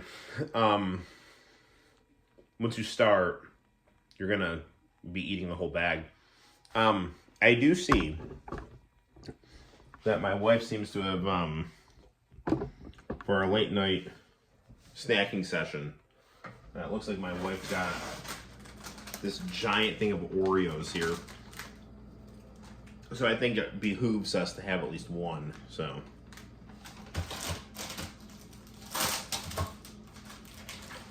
I did jiu-jitsu today, and I actually rolled pretty well.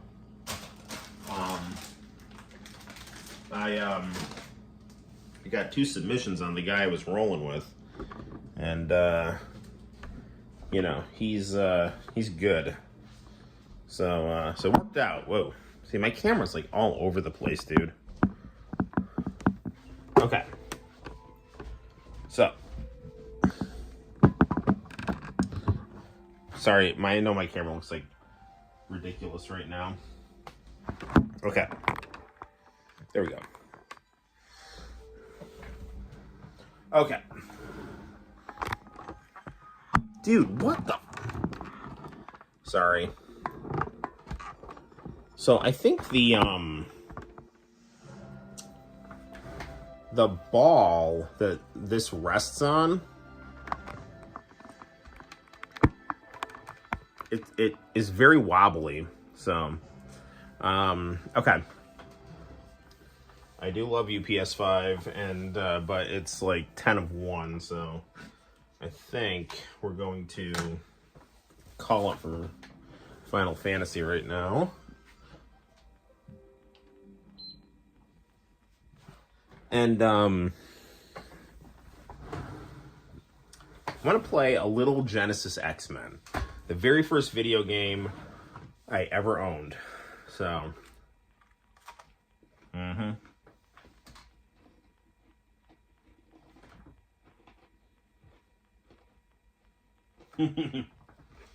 yeah,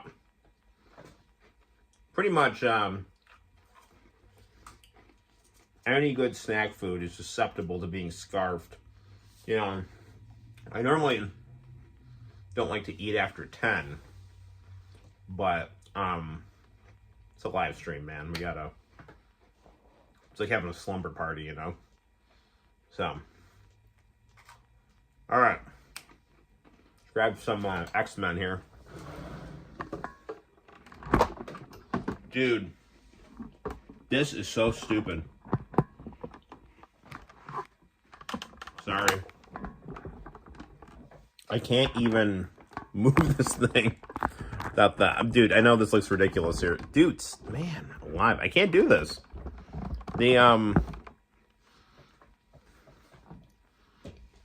The ball on the camera stand is just like all over the place whenever I move it. So how should we do this? Now hold it steady. Alright. And hold on.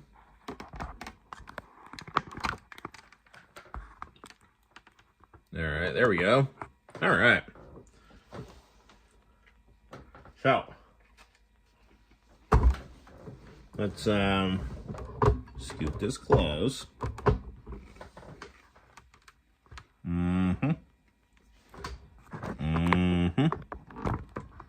Alright. This should be good enough. Alright. You go on. And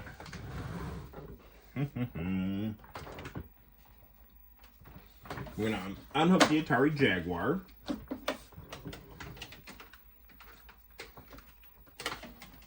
And we're gonna grab the Sega.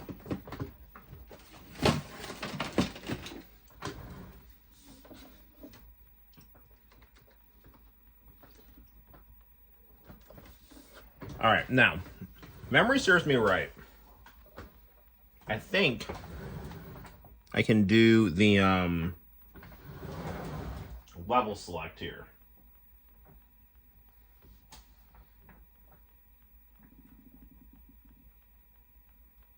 All right, hold on a second here.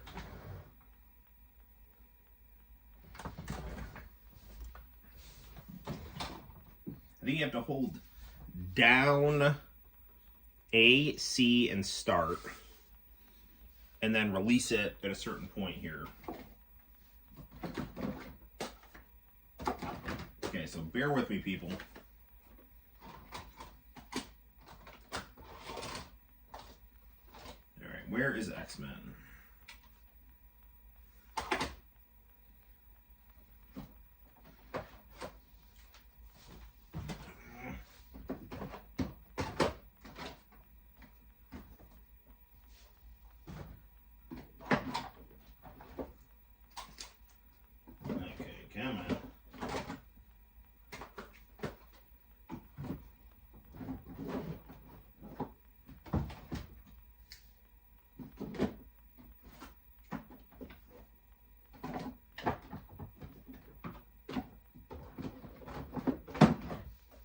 Okay. I think we got it. Here it is. Let's hope the game is in it. And of course it's not. Here it is. Okay.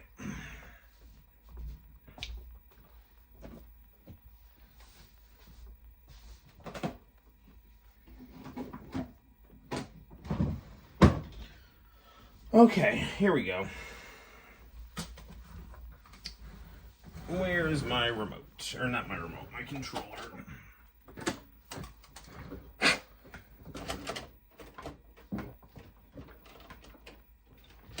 So now what we gotta do here is we gotta... Don't forget to reset your Genesis, yes.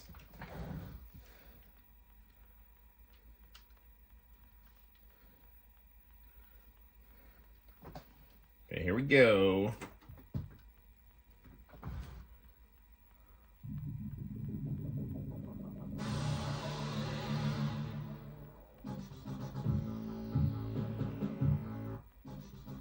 Okay, now I can let this go.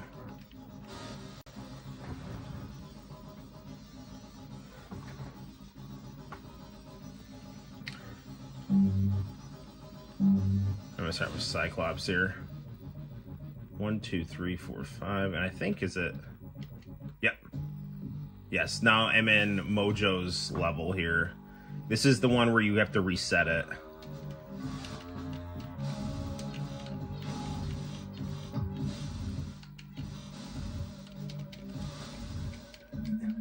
Help me, Gene.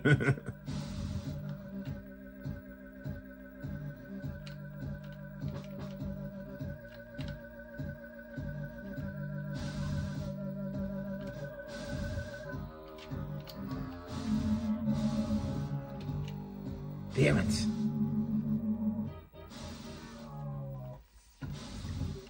Alright, well that didn't work out at all. Alright, Nightcrawler now.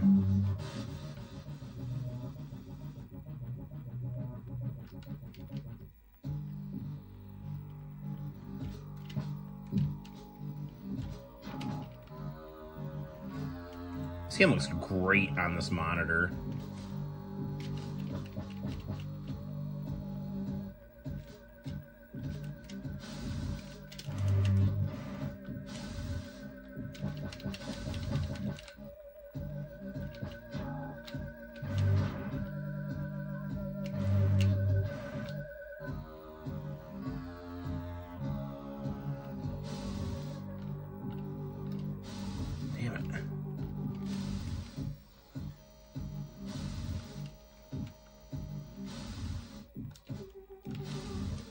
Alright, here we go.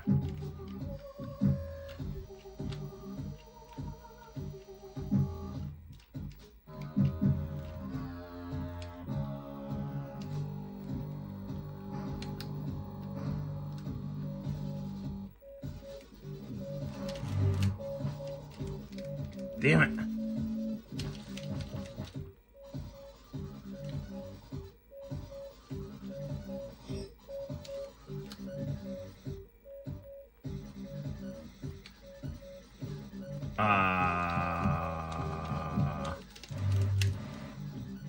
Looks like I need to replenish my mutant health here.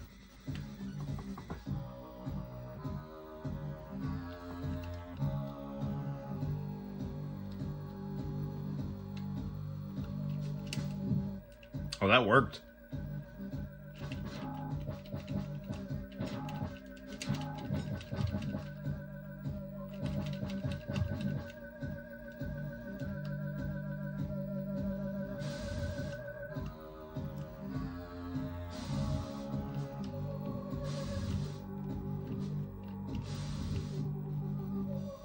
Need to get that.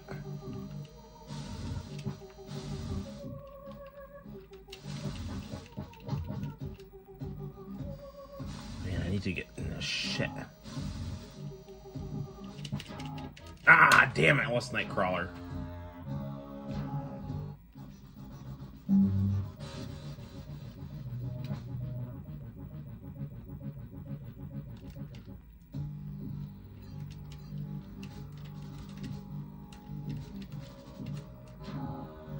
I still got all my helper characters, though.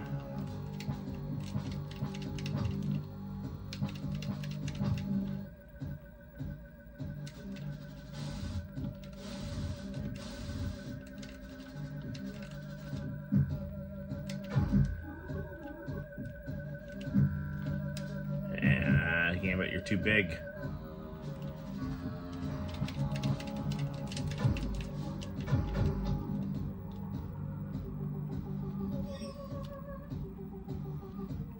I'm gonna have to take the shot here and hope Gene carries me back up to the top. Yes.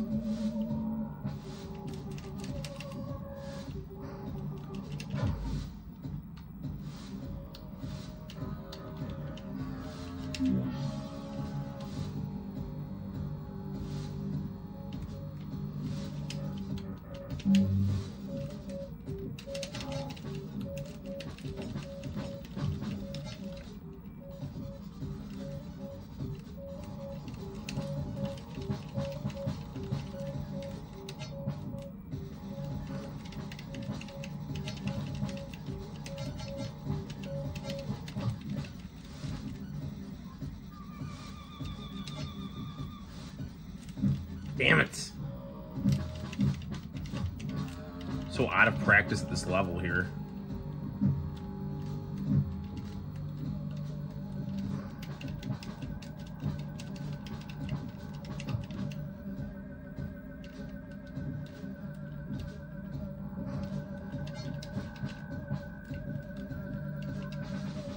that's it.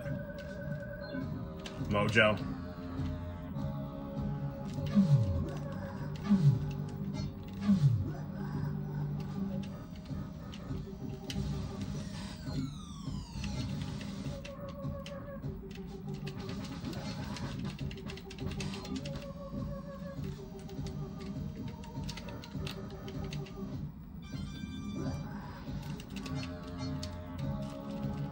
Ah, damn it.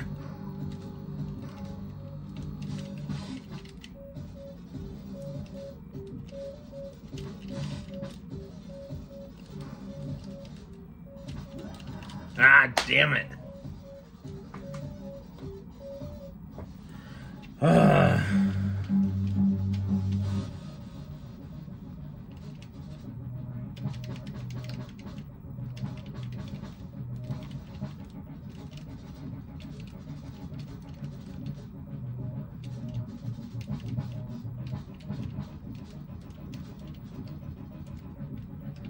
Yeah, whatever.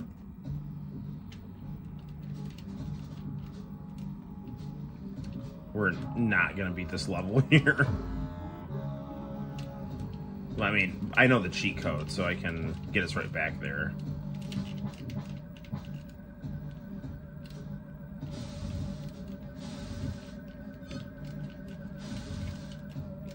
Ah, damn it. I went through all that to get to the bonus health, and I still ended up getting burned by the... You really gotta be Nightcrawler in this level.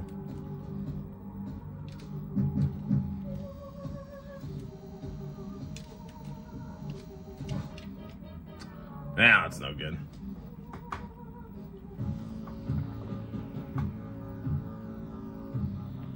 If they only knew.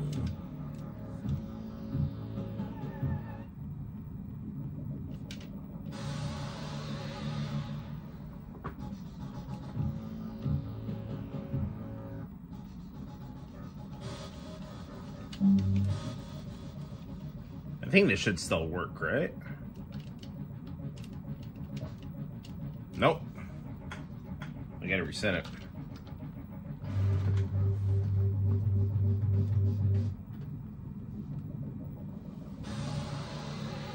So basically, you have to hold literally down, start, and down,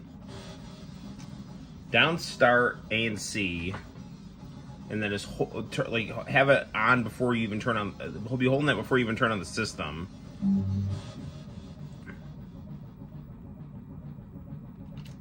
There it is.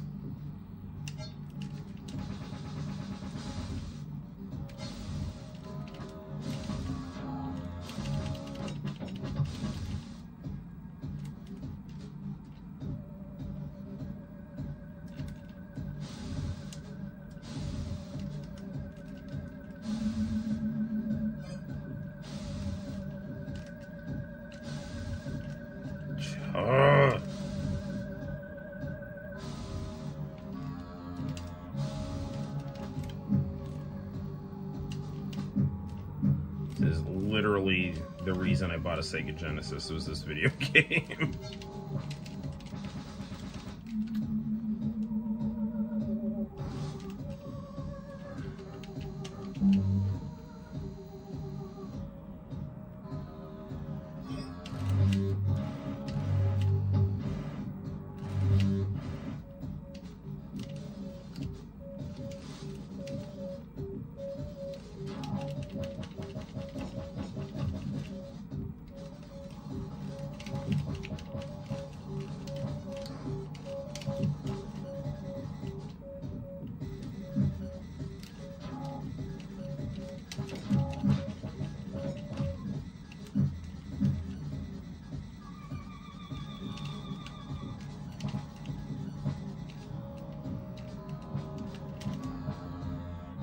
There he is. Okay. Storm.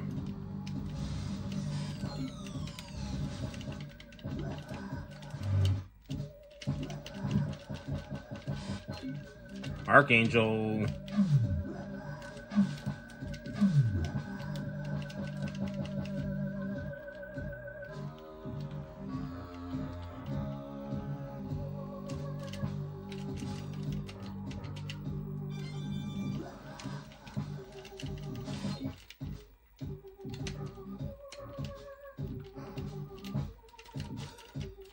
it! Ah, darn it!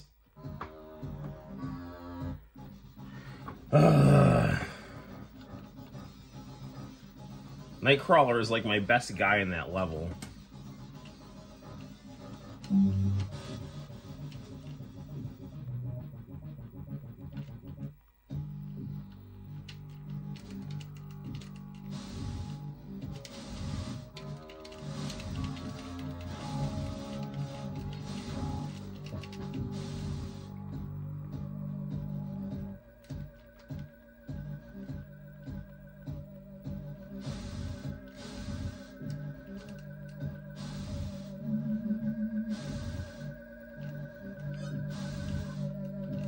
I have this like set on amateur also. So.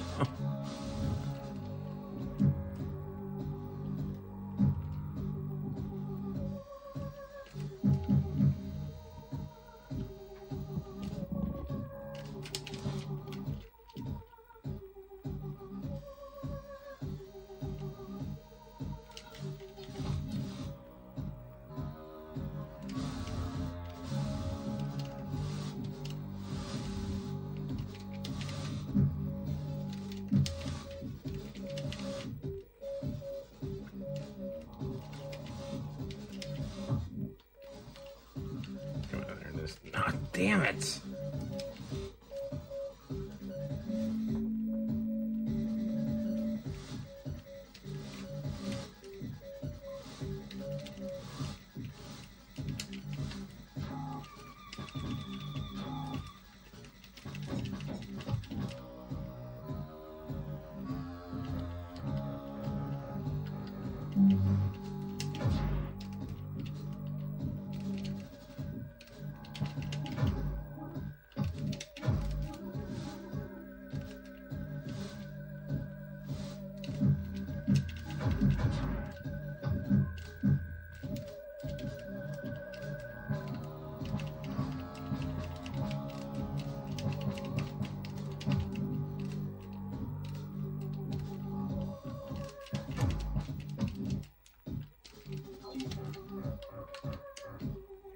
Moan share.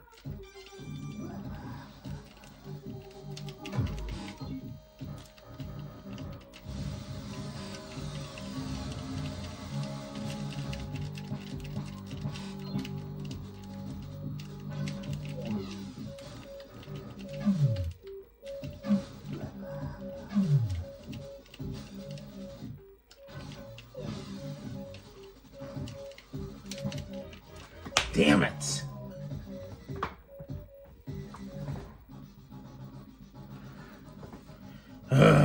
Wolverine, our only hope.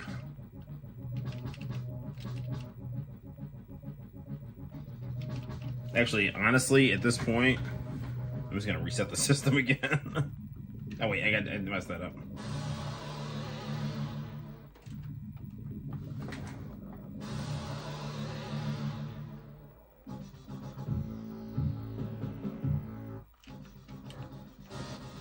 Okay, if we don't beat this go around, we're just gonna call it. 1, 2, 3, 4. So each one of these is a level.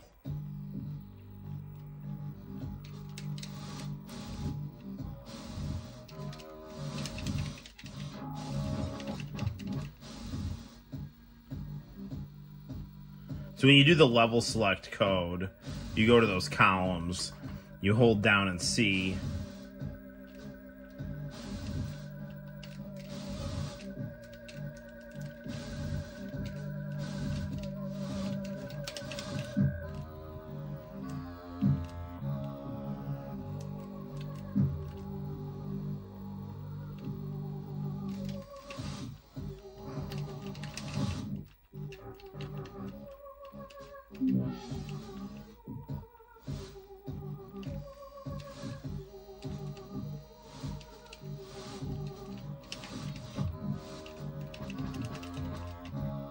Man, like I have like hardly any mutant power.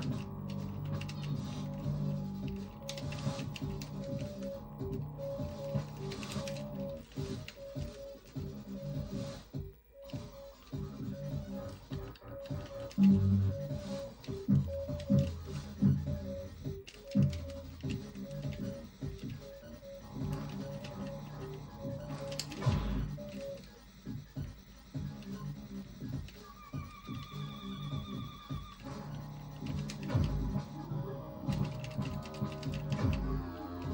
really like the soundtrack to this game too.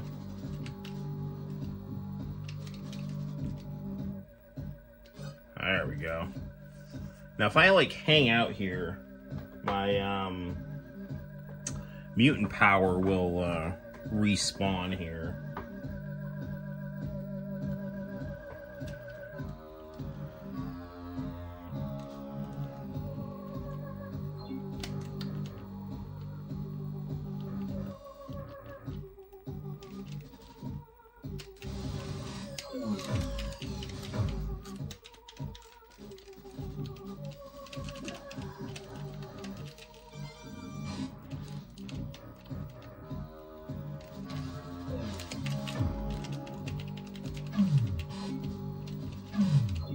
One more.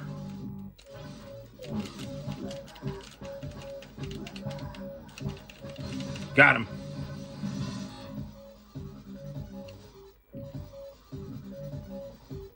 We're not done. There's like a bunch of level left here.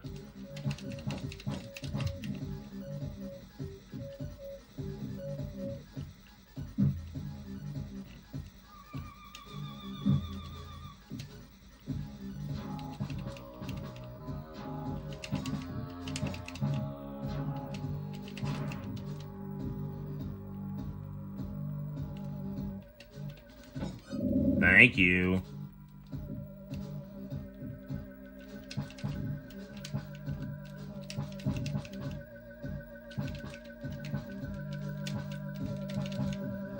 Oh, what the fuck?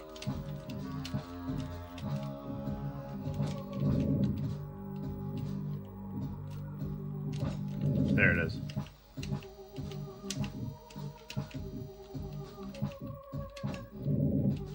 Okay. What? Okay.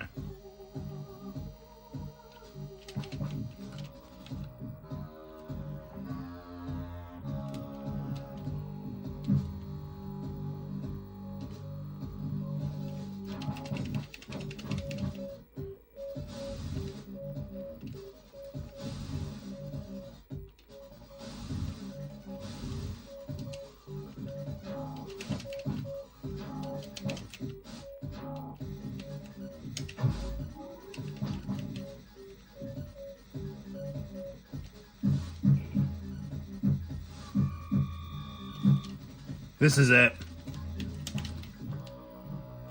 Okay, here we go. See if this works.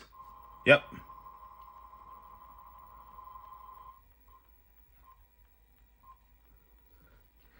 That's me hitting the reset button.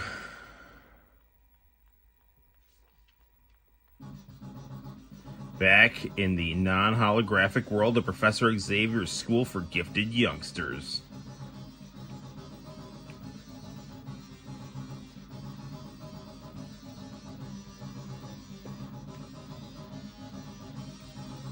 The computer has pinpointed Asteroid M's signal origin. That's Magneto's fortress in space. And there's Psylocke in a thong. Nice. It's going to be difficult, but to prevent this from happening again, we have to get the missing codes. Sometimes you have to crush your enemies where they live. All aboard, next up, Asteroid M. And now here's the cool comic book page. Going to bed, good night, my friend.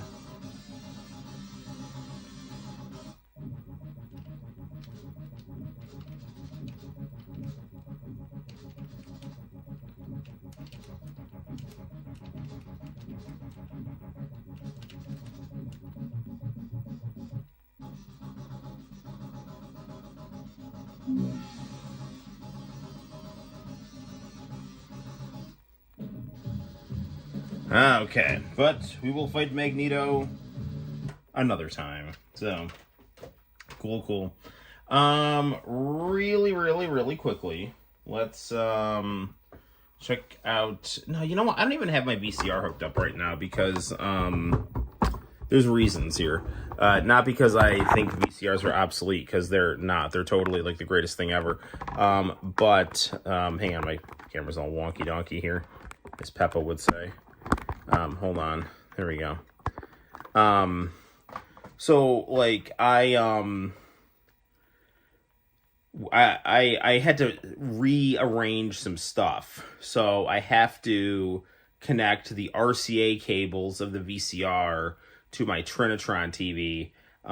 So we'll forego the VHS tapes for this stream, but we'll do them on subsequent ones, because you know we got to do the VHS tapes. But yeah, it's pretty late, and I don't really feel like having to go find RCA cables to connect to the the Trinitron, because I did have the VCR on the white computer monitor, but I swapped some stuff out because I wanted to connect the PS4 to that monitor now that I had the PS5 on this TV. So I think we're gonna go to bed. Actually, it's 1:13. We beat Mojo's time crunch. We knocked out a good chapter of Final Fantasy 7 Rebirth. I think we can count that as a W stream. And I got to go to church tomorrow. And then because it's spring break and there's no church school, I'm going to my favorite diner with the family. So cool. Well, God bless all of you. It's been a lot of fun. So like Nintendo 70, I also am going to go to bed. So stay tuned to the Noel ComiX YouTube channel for more fun and excitement. And until next time, guys, my name is Noel. You take care, and I will see you in the very near future for more live streaming fun and excitement on the Noel ComiX YouTube channel. Bye-bye.